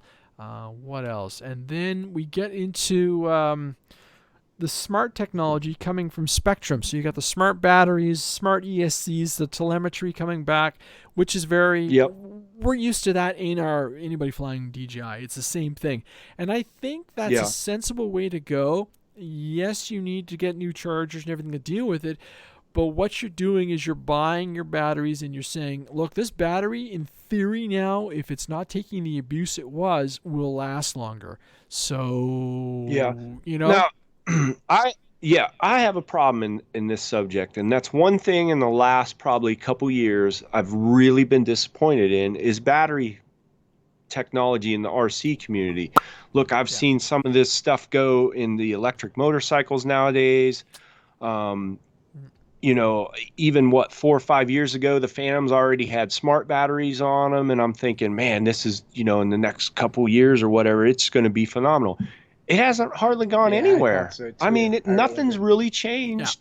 Yeah, sure, they got a little bit different chemistry, and they got the higher C packs and everything, but beyond that, they have not gotten much better at all. Yeah, price has gone down a little, but we should have seen smart batteries for everything a couple years ago, I think, personally. I mean, that would make things so much easier. Because one of my big downfalls, I don't take care of my batteries, and I never had to worry about the Phantom batteries. You charge them up, and boom, 3 days later, they went to a storage mode, and you were good. And they always told you could plug them in and look to see, what's my battery condition, how many charges have. I mean, you're able to track this technology to be out. Yeah. Yes, easily, and I just don't understand, why we haven't seen more technology in the regular RC battery community. Yeah, and I think our friends at E-flite are taking a page from Motion and saying, okay, when we start designing our aircraft, let's look at a battery. Let's say, X, and they've started pushing it. Well, so now you can say, okay, I'm going to put my 6F7000. That's I don't remember how much it costs. I'll have to look. But but if I'm gonna buy a battery and it's gonna be that price, yes, I'm willing to almost say, okay, fine, And it's funny because as the years gone, I used to say I need 5, 6 of a certain battery. I've gone down to 4 because I know my flying time and my freedom. It's so if I'm gonna buy 2 to 3 batteries, I'm probably more likely, if I was to restart, if I was to say, okay, starting now, fresh start, I'm flying this airplane sitting behind me, well, maybe I will go buy the Spectrum charger and all this stuff, and here's why, versus some of the other stuff. But I got a lot of legacy because I started off the hobby, and it was a secondary hobby, and the budget, right? So things have changed. Yeah. But I agree. And it's funny because on my notes, I have my notes here that says predictions for 2020, and under the bad, I have battery technology falling behind. We're seeing advancements in the motors. Yes. We're seeing advancements in smart telemetry ESCs. FR Sky putting out telemetry right off the ESC now. It's not even an extra module. Everything is connected and running, and you can see everything that's going on. You know what the RPMs are and all this crazy, lovely information, yet the batteries are the same. The batteries haven't gone. They haven't changed. They haven't done anything. No. So it's like, So it's interesting. So, okay. Now let's jump into the predictions then. So for 2020, I got the trends. Let's start off here talking about the sub 250 class explosion. We already know the micro quads, the camera technology, the HD. Well, obviously the HD is going to start off. They're going to be big and clunky to get going. And as they go, they're going to get smaller and smaller and smaller. We haven't seen anything in the airplanes in the sub 250 in a while. No, and I think honestly that's kind of hard to do. Like, to get something that small that flies really good, that can handle the elements. I mean, it's way different flying a small airplane in the wind than flying a small quad in the wind, obviously. I don't know if they've put a whole lot of technology in them except for maybe Horizon with the AS3X. I mean, that was a huge game changer in the Ultra Micro series. I mean, that went from it had to be dead calm to fly some of those ultra micros to where now they'll handle some wind, and they fly good. So I don't know if again, it's a trend. I think the ultra micros they are what they are right at this point. And until maybe we see a trend hit with them and some kind of technology comes around to where they're going to be absolutely phenomenal and they can get them smaller and they fly better, I don't see it really going anywhere in the sub 250 category. It's honestly funny because our top plane for 2017 was the UMX Timber, and we haven't seen another UMX from E-flite on par. They just kind of they tried a few things and nothing kind of worked out. Nothing was as magical. And it's funny that airplane. It's I haven't even put the wheels back on. I put the floats on it because I was doing a little water stuff with it, and I'll go flying in the snow. Actually, no, I headed out in the fall and I took off the gravel because it was too tacky on the grass, and it still flies great. It's still a great flying airplane. Throw the drop those flaps, throw on safe, and just do some slow turns, right? So it'll be interesting to see. Obviously, like you said, the quads are easy to do, and the technology is only going to get better. The FPV stuff everything's going to get smaller, but missing our airplanes. And if you think about it, though, the Ultra Micros used to be smaller than what they are now. It got to that point where everybody was complaining about the brushed motors, and they wanted brushless motors, and they wanted them to fly better. Well, now they've kind of went a little bit bigger to kind of to get those in. Yeah, to get that size to where it does fly good. You do have the brushless, setup. So I don't, at this point, I don't see anything different. I don't see him getting smaller at this point. I still feel bad. Mine's brand new in the box still. Oh, that's crazy. Which one's that? UMX Timber. Yeah. Oh, I got it last Christmas. Oh, that's right. It's a year old and still in the box. You're in the box. Oh, well. You'll find a good day once the snow comes. That's funny because I haven't flown forever, but I do have the Ultra Micro Timber out in the garage ready to go with them small little metal skis that you sent me, Andre, that it's ready to go. So cool. Yeah. That's one thing it is ready to go if it does snow. All right. Next one is, and we were talking about that, and I think this year will be the year we start seeing that mainstream digital HD for FPV. I think this is the year where we start seeing it, and it's only going to get more accessible. It's only going to go along, and so that's my prediction for that end of it. So hopefully it works. Yeah. It really does work. But obviously we're going to need more manufacturers. But I think that's what you'll see. You'll see the guys catch on. This is going to take a while. I think we're going to see, I would say later for 2020, I would say into like the third quarter. This is when you'll start seeing other manufacturers come out with something else. So, whoops, I just hit the wrong button. I was hoping Steve was still on if he had any insight to the battery thing at all, being at Hobby King for as long as he was, if they were working on some new technology, or maybe he couldn't even talk about it. But I was just curious, we had the big thing of the graphene, the batteries with the graphite, was coming around, and even those seemed to just kind of fade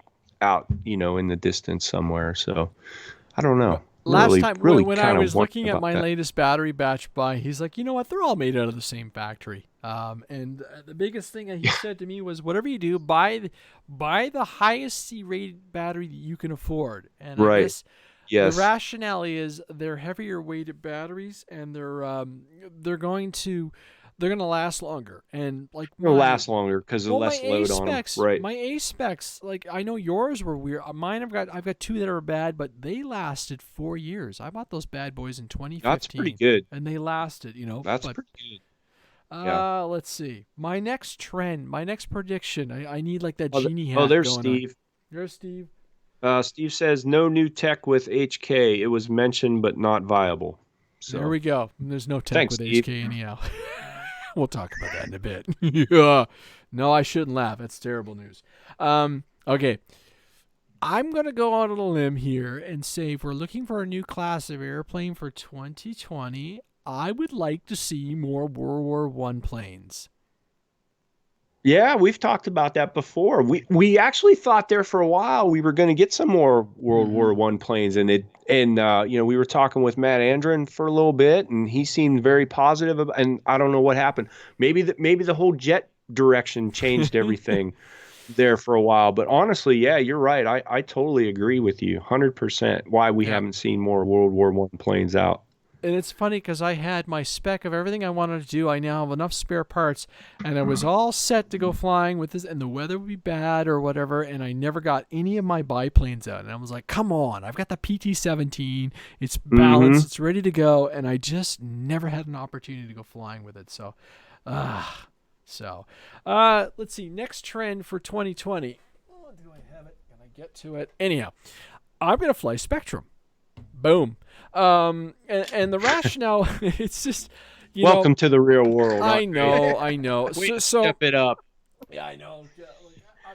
I'm never an early adopter. I know this. So it's funny. There it is. My. You know what? Programming this thing is a nightmare. I'm sorry. It is a freaking nightmare. Cause what I learned is the base programming. I run my FR Sky in a very particular manner, and everything is on the opposite side of this radio. So like my gear is over where my kill switch is, and my flaps are in all the wrong spots. So I'm trying to move things around, and it is a nightmare. Yeah. Now I am looking at a used DX9 Black, so we'll wait and see. Or do I just say whatever, suck it up, Buttercup, and get an I-12? I don't know yet. I will have to wait and see. I haven't used my new transmitter. Mike might have one for sale. He's got one brand new in the box. I never even used it. I give you guys a break, and you completely abandoned the hobby. Oh my God! No, I understand. This thing has been sitting. This was my other buddy Mike passed me this radio. Now I have modules. I have modules that have been completely successful, but a buddy of mine was like, okay. It's one thing to fly a prop job and say, ooh, I've got a little glitch, a little brownout, whatever, right? When you're flying a $700 6S jet, are you going to trust it to a module? And I'm like, no, so I better start. So I'm going to start flying off the DX6, and then we'll go from there. Yeah, Frank does make a good point. The DX9, the whatever programming, the system it's running is 100% better. It's really, I think, friendly as far as learning it. Yeah. Well, I mean, I had no issues. It was just we mess with Mike's radio. Yeah, I got some things set up. I just never used it. And we were just going off the fly. We didn't. Oh man, that thing it took us a little while to figure that out, didn't we? Did I fly anything with it? I don't remember. No, but anything. we set up your we set timber. up a couple of things. Yeah, and something else. UMX but timber, holy maybe. moly, we were so lost on that thing for a while. And Chloe did say it took a little while to get used to the new system like that, the 12. Yeah. But once you get it, used to it, it was fine. Well, I wasted a lot of money I haven't used. Well, that's not my fault.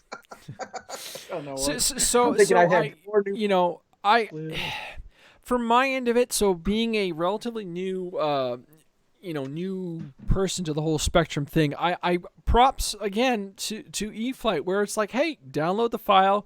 Boom, there's your setting for the jet. Yes. My issue, like I said, was the switches are not where I want them, and I want to switch them just from a finger memory, right? So Frank says at least you turned it on. Yeah. that took us 5 minutes. How do you turn this thing on? And then I was like, where do you charge it at? I don't know. And he set it on a pad. Yes. don't know. I was a mess. Oh man. But that'll just be. I looked at all and the price. It's interesting because the price point on the between the bind and fly and the plug and play isn't too bad. And I've had a couple airplanes where I've just popped out the receiver and I could sell them for $100 because those darn Sports Spectrum receivers are expensive. But I'm also at the point where I'm like, look, I can get the plug and play or the bind and fly planes faster and easier than the bind and flies, and I'm like, okay, whatever, it just works. So I'm gonna try it. So this guy, I'm programming in the 2 jets, and I'll probably do the Pawnee and the PT-17, and just as I go. And the nice part too is it takes away some of the memory load issues I was having with my FR Sky radios. And I looked at buying another FR Sky, and the problem is I still have to rebind everything. So so we're playing with it, and then a different experience, right? I get to try something else. But like I said, the biggest thing is I want to make sure my switches are in the same spot, so when I get into a situation, I'm not turning off ESCs or dropping my landing gear. You know, so it's almost like flying mode 1 to mode 2 or something. All of a sudden. But here's the thing, Andre. Okay, say you go for the DX9, you start programming these jets and everything. So down the road, because you had that little issue with AS3X there for a little while, but now if you get a DX9, you're buying some more of these bind and fly jets. Are you going to now go to the bind and fly, spend the extra $20, go for the bind and fly, and just fly? Yes. Wow. Yes. He's a changed man. I'm a changed man. I remember at one point, there ain't no AS3X for me. That stuff sucks. But I'm not arming. I'm not activating. Actually, that's the other problem with the DX6 is you want safe. You got to give up a channel and stuff like that. So it's a little, So we'll see. You definitely need the DX9. Yeah. Right. That's what I'm learning. Because how many channels is the Sukhoi with the gear and the flaps 6. And the air brakes? There's no flaps. It's right at 6, huh? It's just a 6, right? So if you want, so it was funny because I'm reading through the manual and it's like if you've got this radio, the brake and the safe are on the same one. So it's like as soon as you put the brakes on, it turns on safe, and I'm like, as soon as you take off the brakes, it turns off safe, right? And then if you put a time delay on the brake, well, then it time delays the activation of safe, and I'm like, this is chaos. So I look for another one. That doesn't sound good. Yeah. Only makes sense. And then I guess the nice part too is with the 9, I should be able to do telemetry because that's the only thing I'm missing between these airplanes is on my F4 back there. I run the FR Sky telemetry, so I have battery telemetry, and all I'm doing for that is I have the timer set. I'm just monitoring my lowest cell, and that's it. So it will start screaming at me as soon as that lowest cell drops down. That's all I care about. That's all I want to hear. So I'll eventually, hopefully, be able to get some of that technology over, and maybe I'll look into a couple of smart packs. Who knows? The future. I never got to use telemetry. Darn it. I'm going to have a tear in my eye. I never got that feature. Darn it. I was just getting geared up for telemetry. I quit the hobby. Oh dear. You didn't quit the hobby. You took a little sabbatical. Okay, so the bad, we already said we don't feel battery technology. Flying with Chloe. There you go. Did I say that out loud? Oh wow, I groaned. The ugly, as far as I'm concerned, shipping cost, and Bill Decker and I've had lengthy discussions about this. Shipping costs have just been horrible. You guys have no idea how lucky you are in the U.S. I've been really lucky. Yeah, because I've really been good friends now with my buddies at Great Hobbies, and they've been really nice to me. But it does mean that I'm looking a lot more at the E-flite and FMS things, and there's nothing wrong with those lines at all. But I haven't bought from Hobby King. I won't pick anything up from Motion until I'm down in the U.S. because it just makes no sense. Shipping. Yeah. And I feel bad for you. I don't understand it. I mean, we're literally a stone's throw away from Canada, and why the shipping costs, why we can't agree the two countries, it makes no sense to me. There should just be a standard postage to go from United States to Canada. It shouldn't be an issue. I don't understand it. Yeah, I looked at the AL-37 versus the Sukhoi, and the shipping costs on the thing were over $100 US. right? Ooh, Exactly. wow. Exactly. That's insane. And then you factor in what that is in Canada land. You know, it's a $10,000 jet. Yeah. Yeah. So Yeah, so makes no sense. no. So it's one of those things where I get it. Geez, look, I got a Sukhoi 30 in my fleet. Darn. So it's one of those. Yeah. I pick the battles I can fight and win. It does mean that unfortunately I will have to sit there and rely on other people's inputs on various products. That's fine. That's and that's the cool part about the podcast being international in some sense or way. I can talk to anybody and say, hey, what do you think of this thing? Give me your honest opinions on what the product is and what you think of it. So say Livy. So that's my ugly for 20, and I don't see it's not going to get any better because you guys got hit by all those tariffs, right? And it's funny because anything coming in from Horizon, they ship it out of the U.S., I think, so we see it as well. It's all this trickle-down effect, and so we see the prices, everything creeping up. I mean, this is it's a nice jet. I mean, the quality on the Sukhoi is phenomenal. It is a slick piece of kit, and I'll probably do a product review later on. There's been so many. It's been out so long already, but out of curiosity, what is that run Canadian, that jet? 730. What was it? 730 plus taxes. But I'm sorry, dude. I couldn't do it. I couldn't spend $730 on a piece of foam and then go out and fly it. Oh my God. Oh, and then you're dropping and then you're dropping in $100 battery too, right? $100 battery, yeah. Oh man. Yeah. And then you get to go and then you have 3 minutes of flight and you got to get it back on the deck. Yeah, with me going, hey, it's $700. Now, I love the hobby too much, so it doesn't matter. I mean, I saw this thing, and I hummed and hawed, and it was funny because, Laura's like, pick something, or I'm going to eat your freaking truck. And I'm like, you know what? I have enough trucks. I want a jet, damn it. And then I got this thing home, and I opened the box, and I'm like, oh, this is a big freaking plane. It's a big plane. Yeah. There's a picture of Ali standing with it, and I've chatted with him before, and the damn thing is bigger than him. Yeah. So it's a big jet. I can't wait to fly it. I've watched the videos, like I said, and I saw a couple good reviews and said, no, this is the jet for me. I'll enjoy it into 2020 and just have a really good time. All right. So hot sellers. This is Tyler, who's on the chat. He's one of the guys from Great Hobbies here in Ottawa, and I kind of was watching over the holidays, and I really enjoyed watching this. And he says, with some positivity, that they feel like the hobby industry is actually in this turnaround and is starting to start moving again. Mavic Mini, boom! That thing has got to be like one of the top sellers for 2019. He says, sure, yeah, big RC trucks.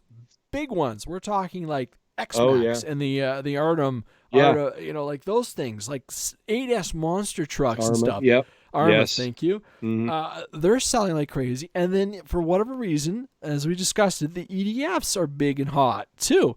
So it's weird. I don't know what the trigger is, but they're all going. The hobby is definitely recovered. There's no doubt. I mean, when people are spending $700 for a jet and $700 or $800 for RC cars and trucks now, I mean, it's definitely. I think it's that the tinker factor might be down a little bit in that, like, you put the battery in, and because the technology is there, the traction controls in the trucks, the AS3X in the jet and stuff like that, you just go. Ready to go. Yeah, right. Yes, like you're bind and fly, and you're ready to run trucks and everything, and so stuff is just working. Parts are pretty accessible. Yeah. Immediate gratification. They're meeting that need that people like. And even with the car stuff, I'm a little behind the curve, but I still just try to read a little bit. It still interests me. Yeah. Just even the technology in the trucks and the cars, the way the quality is, and they're changing things and making them beefier. I mean, like you said, Andre, they're getting these trucks now that are huge. They can run on 8 cells and go out and, I mean, literally beat the daylights out of them and have no issues with them. And the jumps I've seen people do. And then Yep. The information, the speed in which you can access parts to repair them, I think the support end of it has stepped up a lot. So you can repair your truck, you can find content on how to repair your truck, you can get the parts for relatively cheap, and so this technology is there. And so I think that's where we've seen a little bit of rebound, and it's on all level. I mean, you can crash a jet, you can buy another jet or repair the jet, you can do tons of stuff, and just so it's been interesting, and I'm really happy to see the industry recovering. There is stuff, and even Motion has changed. They've gone to some ground-based stuff. So Alpha wants to come on the show to talk about that. So I had to ask around some of our top viewers and listeners and everything to see, what is your feeling on ground-based? Because I'm always I love my RC trucks. I've got some, and I bought them because my batteries fit in them, and they're hilarious. And I got these big crazy paddle tires that go out into the snow, and it's a really cool thing to do when it's like minus 30. Oh, that was funny. Seeing that picture of him tearing up in the snow I saw on Facebook where someone was commenting on it. I'm like, well, someone was having fun today. Well, it's just that is funny.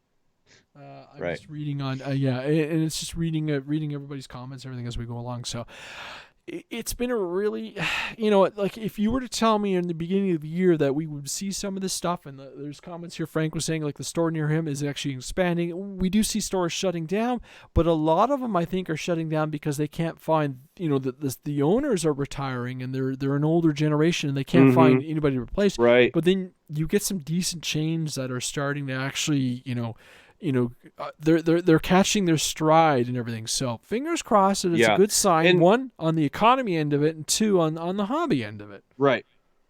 And I think personally, and I could be wrong, this is just my own opinion, is a lot of these older hobby shops that was run by older people that weren't keeping. I've seen it around here before in this area. And they don't keep up with the technology. They're still, trying to get these older Balsa kits, or they have the same clientele and they're not getting the new products, or they don't know information on the new stuff or what's coming out. That's where I seen the decline on some of the, if you got a newer shop and you have people in there that know what's going on, and a website, and know the new technology and keep up on everything. We got a local one here that's pretty good about doing that, and their business is doing fantastic. So I think that's where we've seen the decline in the older hobby shops. Yeah. I guess under the ugly, I guess we'll talk about it. Hobby King is all but dropped off the radar. Some of the information. What is going Okay, so from what I know, they shut down the Australian office, which was basically responsible for a lot of their brand control and also all their social media. So they basically went dark on their social media. We haven't seen anything in weeks. Didn't they do most of the development down there too, I thought? Yeah, people like Steve who were designing the aircraft and everything. So Ian. That whole shop was shut down. And so I don't know what's going on. I haven't talked to anybody. I prompted a few people that I know and haven't received anything. I haven't even bothered looking at RC groups because it's all speculation there.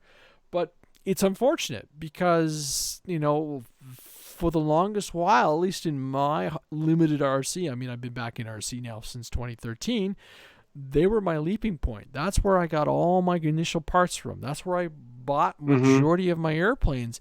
But as time has gone on, that delta where we're used to say, okay, I'm going to go buy a Durafly versus an E-flite because the price differential. Well, with the shipping cost, the tariffs and everything, that price differential has gone away. So, I mean, you look at an aircraft, you look at some of the stuff we were looking, and nothing new has come out from there as a vendor. So you basically have, we're left with FMS, E-flite, and Motion as far as our top foam providers. I mean, Dynam is still doing stuff, but I haven't bought a new Dynam in forever. Yeah. And again, I don't know exactly what's going on, but when you lose somebody who's super passionate about it, like Steve and Stuart went, retired there for a little while and then went elsewhere, and now they shut down Ian. Like, who are they getting to do anything? The development or come up with the ideas, or because we were fortunate enough before Steve, kind of left Hobby King, we got to see some of the stuff that was on the books that, was maybe in the process or they were thinking about doing. And, and it was amazing, like really exciting. And now I'm sure that stuff's on the back burner or it doesn't even exist right now. We'll see. So I'm gonna put that under. Hopefully, we see as part of the recovery for 2020 that they that they come back. I don't know who our point of contact will be. I keep prompting the people I do know to see, because they are. I mean, I still want to. I don't want to see any fail. I don't want to see any business fail because we run out of options for the hobby. More competition, the better. Well, this is it. This is it. Right. It breeds innovation. It breeds variety. We don't want to see the same old Warbird year after year after year. Right. Yep. Steve was saying, it's a sad state right now at HK, but it's nothing more than a reshuffle right now. And, at one point, I gave HK all the props in the world, a few years back when Stuart was there. We were getting the same Warbirds out. They were doing the same things with them. Nothing was changing, and the prices were pretty high. And then boom, the Durafly Warbirds and planes started coming out. It had good durability, good scale, good flying characteristics and everything. And it really, honestly, I think made everybody else step up to the plate, create some good quality airplanes, good scale, good flying characteristics. And, I really relate that to HK. And I thought they were really, and even with Steve, some of the planes that Steve helped develop and put out there, again, I think it was raising the bar. Again, I think the C-130, even to this day, even though I'm kind of not involved in the RC hobby much anymore, but I still think that was a game changer and one of the best, planes that hit the market. Mm-hmm. Yep. A lot of people said that couldn't be done. Yep. And all we said was bring it on. But again, I still haven't flown one, Chris. Damn it. Steve says again, and I know he's told us this before. He says our RCH exclusive Stuart is back at Hobby King. So I know we've heard that before. I haven't heard it officially, but Steve says he's back. So we'll see what happens with that. That could be a good thing. I think so. Yeah. We'll see what happens. Like I said, 2020 could be good. So we'll find out. My fingers crossed. I hope they do come back because from our podcast standpoint, Hobby King was by far one of our biggest supporters. And unfortunately, it just... Yes, absolutely. I miss them. I miss talking to them. I miss dealing with them. I miss some of the inside information we were always receiving because it just made for great shows content. So... Yes. Yeah, I agree. And and it's funny. Steve still. He and I we talk. The holidays have been a little lean because we've been doing our things, but we talk all the time because he's just we're friends, and it's that was always something like you go from, and even Alpha. We chatted today, wishing ourselves happy holidays. Net checked in how he's doing, and it's just they become your friend. We're not just, we do this podcast because I'm doing it because it's passionate, but they also, there's a human aspect to it. So, you know what, guys? Yes. We're going to have some fun. You guys have never been the victims, hot seat victims. Yes. Yes. I'm on the other receiving end of this. Yes, you're on the receiving end. I don't know if I like it. I get to have a lot of fun. Yeah. Good night. We'll see you later. Good night, everybody. No. I think the dog's got to go outside or something, right? I may have to go outside. I don't know. All right.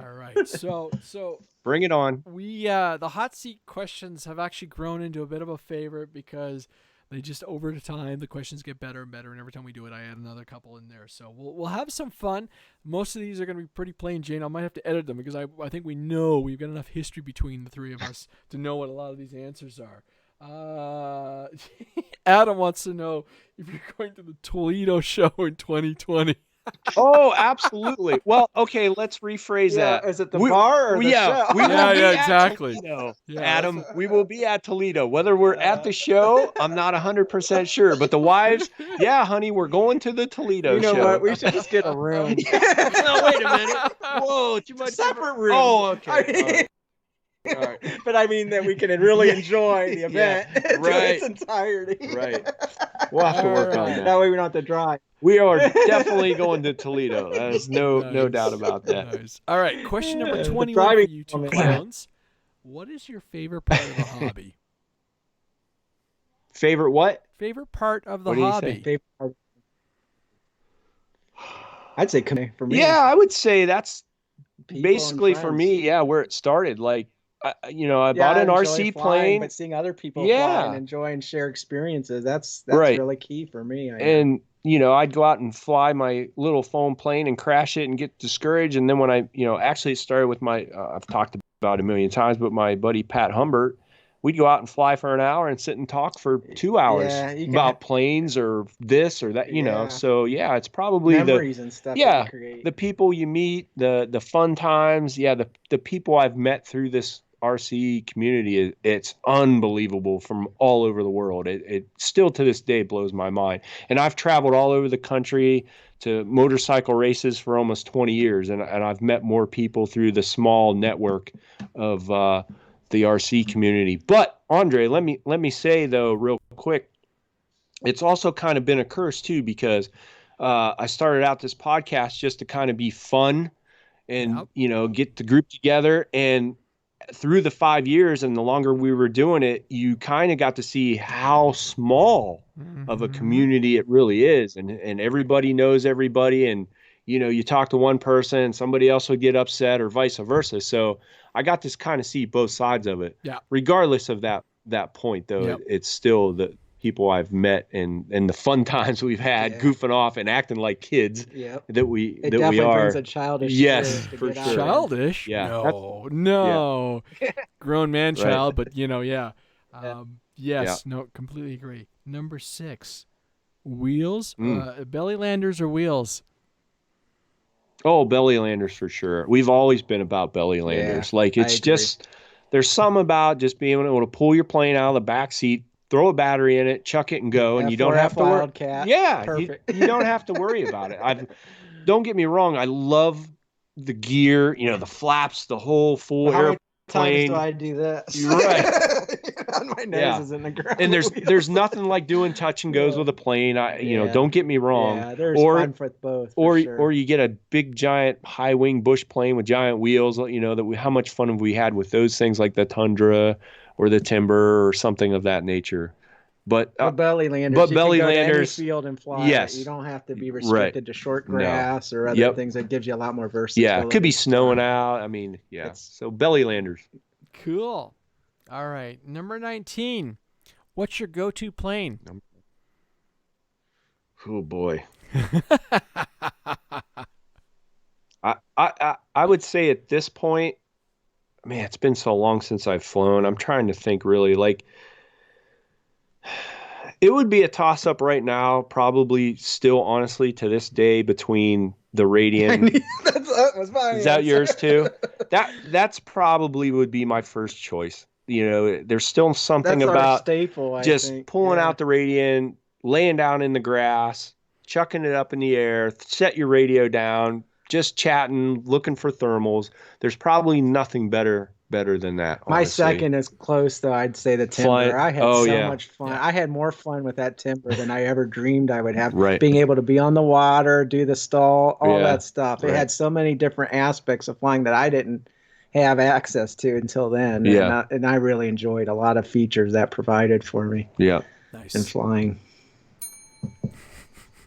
Question 36. Is that it? No. Oh, 36. No. Question 36. Oh, okay. There's 41 in total, but I do them randomly here.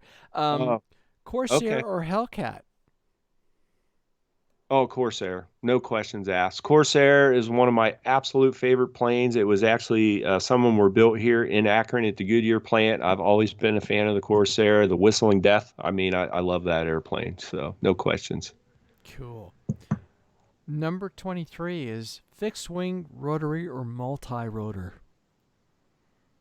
Oh, fixed wing for me, for sure. I mean, I dabble in the multi-rotors and I like them a little bit, but I never went that full circle in the multi-rotor. I mean, they're fun. We've had good times with them. Don't get me wrong. We've had a lot of good, but there's just something about a plane. I've always been just super. I appreciate the planes too. Right. Yeah. But I'm trying to get into the rotor ride.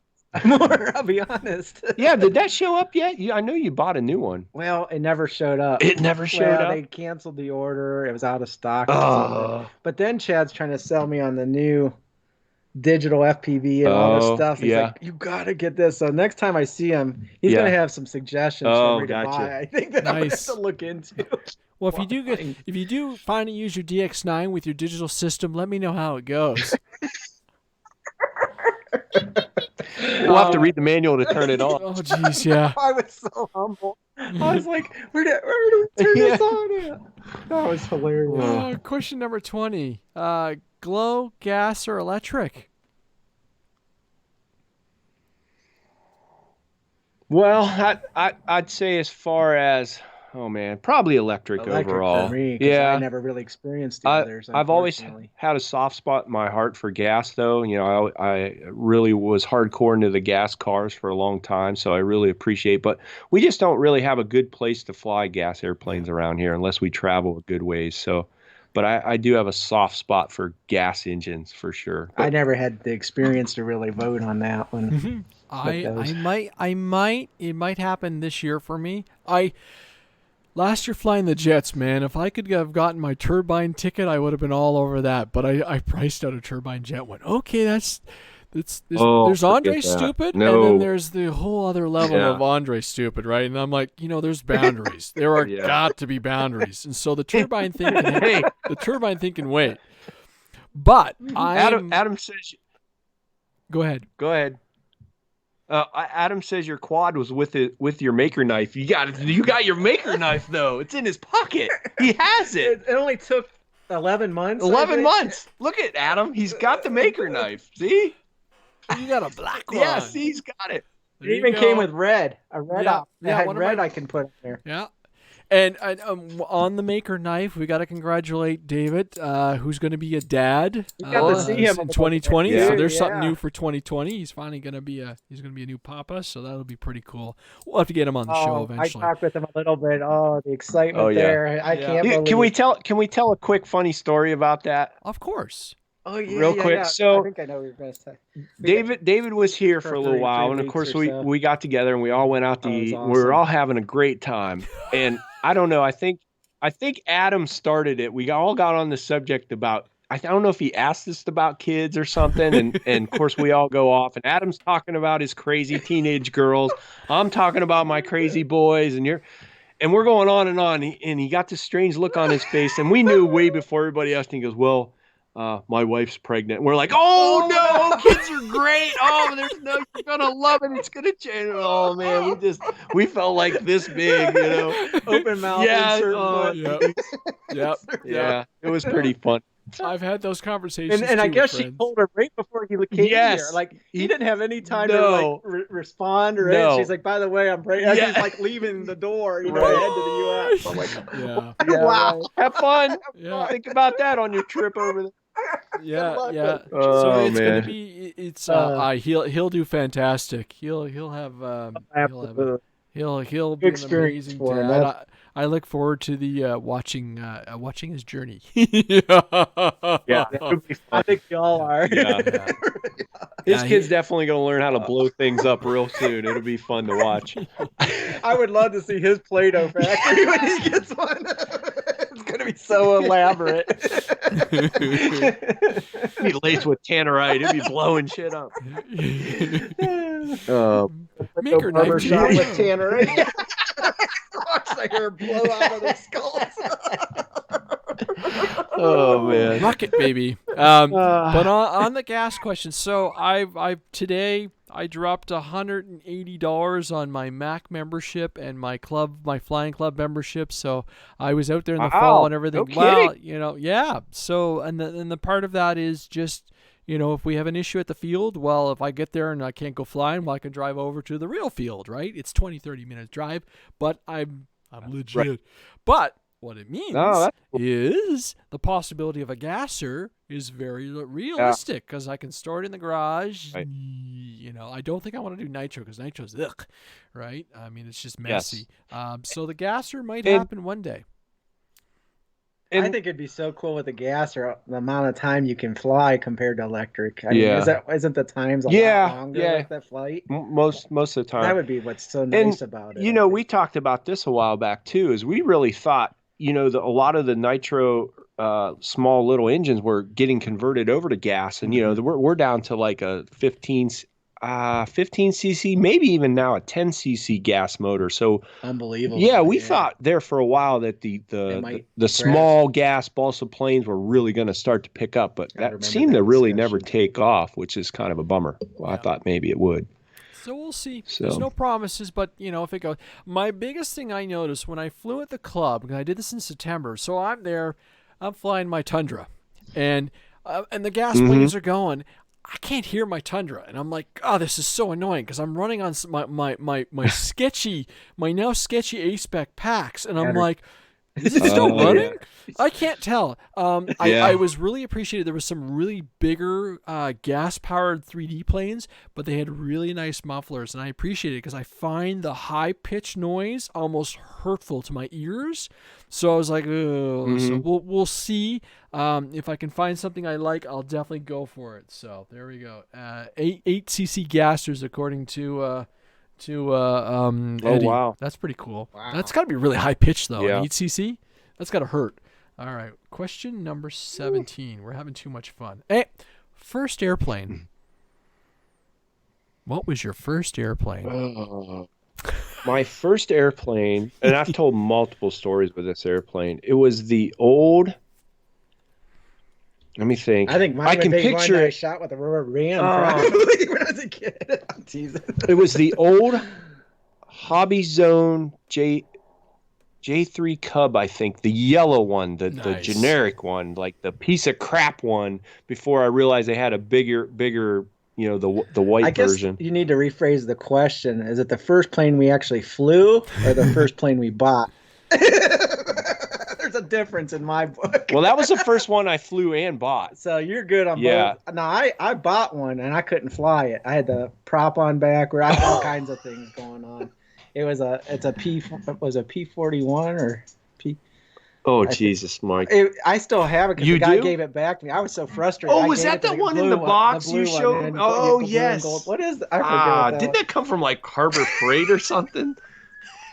I remember trying you were showing that to boom, boom, into the dirt every time I hand launched it, and I had so many things wrong. I didn't know what I was doing by myself. But, and it was funny. The one I actually truly flew and enjoyed was the Sky Surfer. That was my first true RC experience where I could enjoy it with Chad helping me. And it was so funny back then because I knew nothing. Which is a glider type. I flew at Bottler Park, which is actually right across the road from the airport. You can actually almost see the end of the runway. It was on this old 27 megahertz, and the plane would cut in and out, like, and you never knew what it was going to do. What type of plane was it? I'm sorry. It was a Hobby Zone.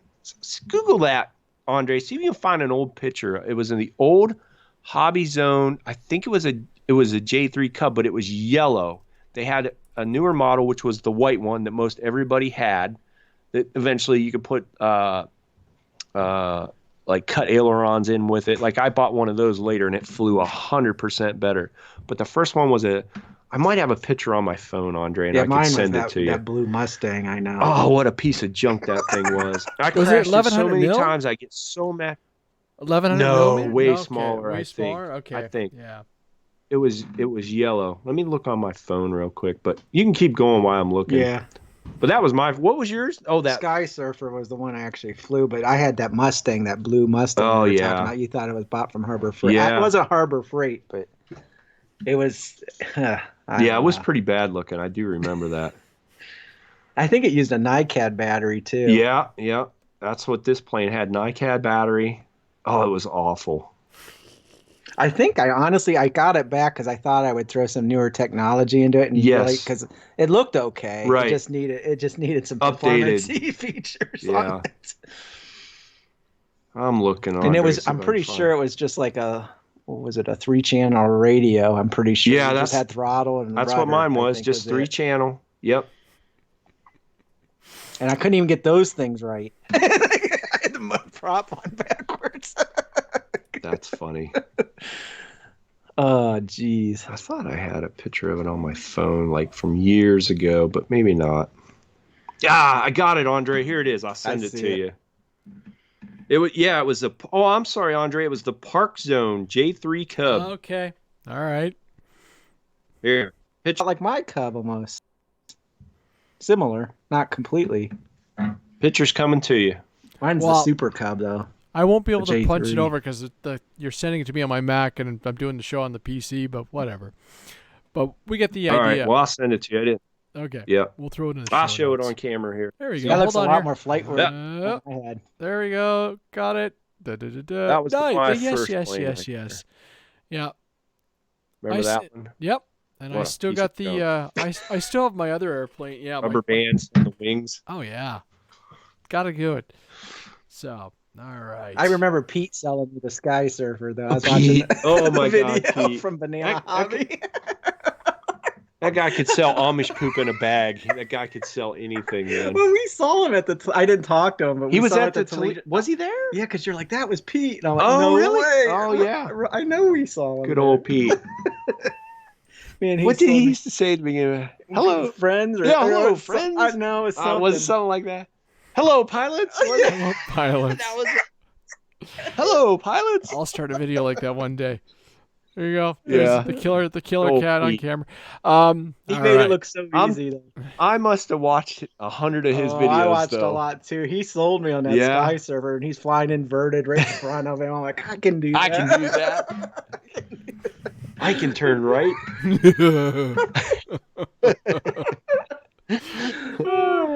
All right. Question number 3. This will probably be real. I can't wait to see the answers on this one.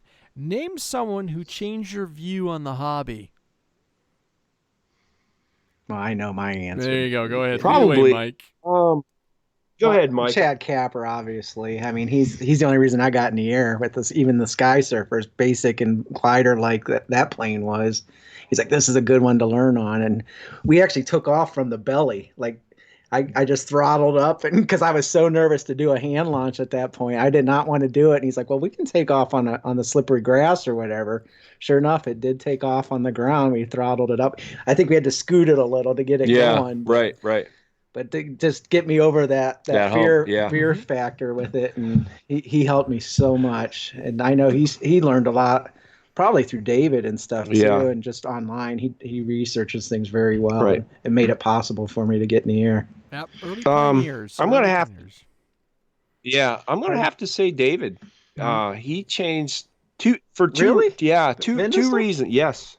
No way. I would have guessed that. 2 reasons. One, it got me completely fascinated. Like, the multi-rotor thing was cool, and I remember Chad messing around with it, and I remember Bixler, but I was just like, doesn't really like, it was cool. But when David got over here with the tricopter and the little bit more technology he had, and the things he could do with that tricopter, and they were doing air-to-air stuff back then, which is really kind of new for back 10 years ago. Sure it was.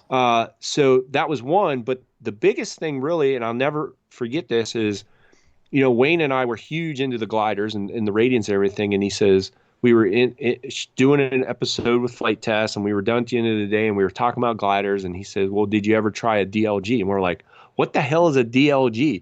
He's like, well, you've never seen one? You hang it, there's no motor, and you whip it, and you throw it in the air, and we're like, what? Never heard of a DLG. And he sat down and showed us videos and what they were. So, and then we got into flying DLG. So he really brought me back into some different aspects that I never really knew was out there. But especially you flew before you knew him. Oh yeah. Just planes and stuff. Yeah. And then actually even after that, he got us into high starts with the gliders. But he inspired you the most. Yeah, he probably got me to try newer things more than anybody. That's awesome. Yeah. So shout out to David. There you go. We'll have to get him on the show one day before he becomes a busy dad. Yeah, before. Question. He bought a little excavator too that was pretty funny to hear about, trying to get your input on that little Oh yes, that was the other funny story. Yeah, we He's were. like, how do you level the ground out and stuff? Oh my god. Poor David. He bought a little mini excavator for something. I don't even remember what it was, and he was asking me like, "Whoa, you operate equipment every day. Like, how do you do this? And how do you do?" I just thought it was kind of funny. It was. Anyway, sorry. We'll have to catch him up with him and get him on. Bill Decker wants to know, how does Mike not own the Dr. Squatch soap company? That's a good question. Why don't you own the Dr. Squatch soap company? Are you an investor? Silent partner we don't know about?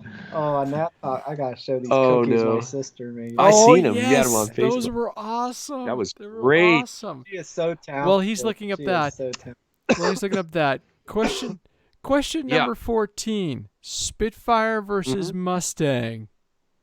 Oh, don't even ask me that. You should. That's a dumb question. I won't even have to answer that one. Although, let me say, of course, it's the P-51, but for some reason, for a while, I was on a Spitfire kick. I think it was a movie I watched recently and was doing more research into it. I have to say, as of right now, I'm way more of a fan of a Spitfire than I ever was, and I have a better appreciation for them, but I will probably always be a Mustang fan first. Yes, Mike. I love it. Believe, my friends. He's got his little Santa hat on. That's hilarious. Did you watch the documentary? It was on Netflix, the Spitfire? Or there was a whole. I think so. Yeah. Yes. The all intro, about the plane. How? Yes. Yeah. And it was funny because the intro sequence and all that, and the sound, and everything was great. And I was like, I was gonna buy the Blu-ray because I'm like, cool. And after I watched it, I was like, as it went on, and they dug and dug and dug. It's like the thing was like 15, 20 minutes too long, and they were running out of things to talk about, right? Yeah. But I mean, you saw how they built it. They saw how they overcome all the issues flying and everything. So yes, either way, yeah, it was interesting. So I had a anyway. All right, next question. All right, tail dragger or tricycle gear? Oh boy, that's a tough one. Probably tricycle gear, just for the fact that we're where we fly. Yeah. The tricycle gear always worked. Oh my gosh, the tricycle gear always worked better for us. You know, I love the Warbirds and the tail draggers. There's just not many options with tricycle gear, really. I don't think out there. Well, you know, like the T-28. Yeah. That's the only way I could think of. The jets, the new. Yeah, some of the jets. The P-39. I never flew one tricycle gear. Oh, really? So I can't even. That's true. That's true. But I'll take a tail dragger over.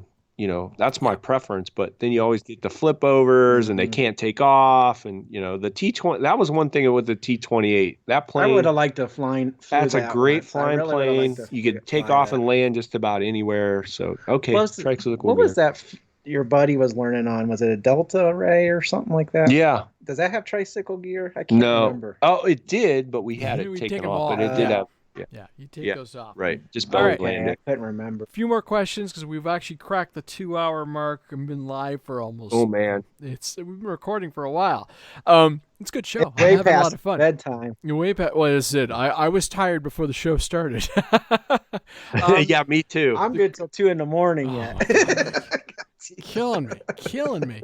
Why not to work? So. Question 30. How long have you been in the hobby?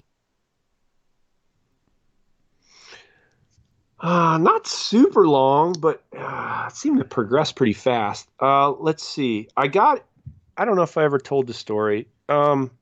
We had my son, was born in, oh gosh, this is terrible, 2004. And then we moved up to where we were here in like 2006. So it had to be right around 2007 because my wife worked nights. So I had my son a lot on my own and I couldn't do a whole lot. And the motorcycling was kind of out. You know, I couldn't lock him in the car and go right on the. You could put him on a sidecar? No. Strap him to the bar. You know, having a pilot's license and not being able to fly and everything, I thought, well, what's the next best thing? Fly an RC airplane. I knew nothing about it, did no research, went right down to our hobby shop and said, hey, I want an airplane to fly. Luckily, they kind of steered me in the right direction. Yeah. So I guess I started in right around 2006 or maybe 2007. I'm sure I was a couple of years later than that, right? 2009, if I did guess. I don't know offhand. Yeah. So not really a long time. Yeah. Which has been, what, 10 years now, 12 When I years. rejoined the flying club, they had my information. It was 98, 99. But wow. But that was like I had like less than one flight on the books, right? It's just, my SIG LT-40, and I'm just standing here going, that's a lot of money flying through the air, right? Yeah. And just a different reality, different time, different income bracket. Yeah. And then, so 2013 for me, and then 2 years later we're yakking away on a podcast. Right. So there you go. So we've all been in and around for it. We've seen the hobby change a little bit. We've been on much. This is it. I don't know where the time goes. Honestly. I know. I really don't. Yeah. My wife just found, I don't know where she found it. Matter of fact, I should go get it. It's upstairs.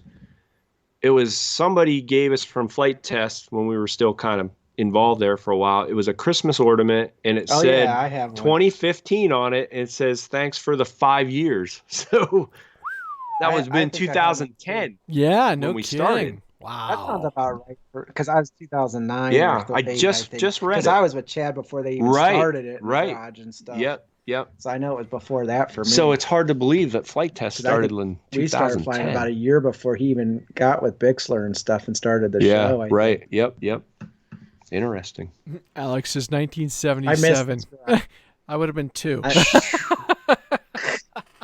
Wow. I miss those garage days, though.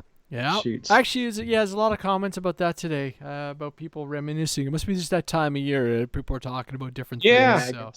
So. Number 12, your favorite RC of all time. Your favorite RC moment of all time. I've got mine. Favorite moment. Yeah. Oh, man, there's been so We've had many. quite a few we shared through the years. So many. I'm interested to hear yours. There's probably a couple. I know.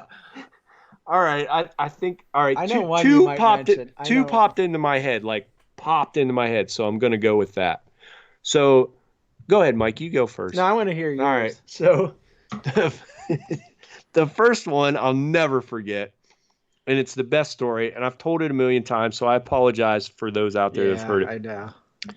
We were fairly new. We were flying the T-28 Trojans. It was me and my good buddy Pat Humbert. I figured it was with him. You had some good stories. Oh, that guy could crash like nobody's business. I'll never forget the one with the mesh fence you told me. That's it. I knew it. We were, it got to the point we were flying every weekend together, and we were getting pretty good, doing formation stuff, getting crazy, inverted. And we used to get a lot of people who would come out and watch us fly around. They thought, oh man, this is fantastic. Well, it happened they had some band thing going on. There must have been 50 people outside of a bus waiting to go, watching us fly. And here comes Pat, and he comes around. He was doing inverted and everything. Well, we didn't know what happened at the time, but he says, I lost control. I have no control. The plane went full throttle, and it went through a chain link fence, and it was like a paper shredder. That's what you the said. thing You'll just never went, forget that. And it come out the other side, and it was just foam pieces. And everybody around you heard this, oh, and we were just like, oh my gosh, this is so embarrassing. I mean, literally pieces. Later on, we find out what happened was we had the old DX6i radios, and they just took like normal, 4 AA batteries. Mm-hmm. One of them corroded inside, and as he was flying, it must have just got the radio shut off, and that he just lost control. That's probably my best story. I remember that one. Nothing really.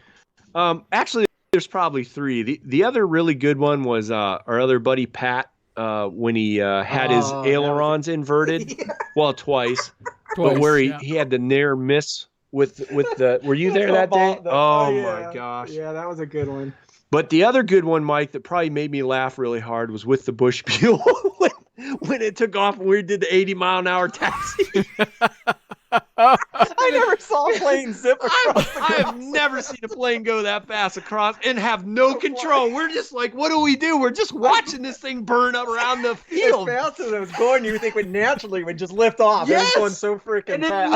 It never took off. It was pegged to the ground the whole time. Wide open. We're like, what is going to stop this thing? Oh my God. Oh, that was the funniest thing. I never seen anything zip across the ground that fast. All right, what's yours? Well, everyone will know the one, but the one that right turn, Mike. Well, the coordinated turn. Obviously. Oh, the coordinate. Yes, yes, that was which great. was part of that left turn deal. I mean, that all built up to that coordinated turn. Yeah, same plane, but also losing my H quad completely. Oh, that's right. And at work, I'm flying, showing the guys. Yeah. Next thing thinking I know, you're all cool. I swear it was a brownout because I just expended the batteries to no end, just covering real high above the Route 8 bridge and stuff. And all of a sudden, it just took off to the left, and it was in the deepest part of the woods around there that there was no finding that thing. I knew when it was lost, and I had quite a bit invested, especially at that time, in something like that. And they're like, "What do you do now?" I'm like, nothing. Got my transmitter. Pretty good there. I didn't lose that. Back to work.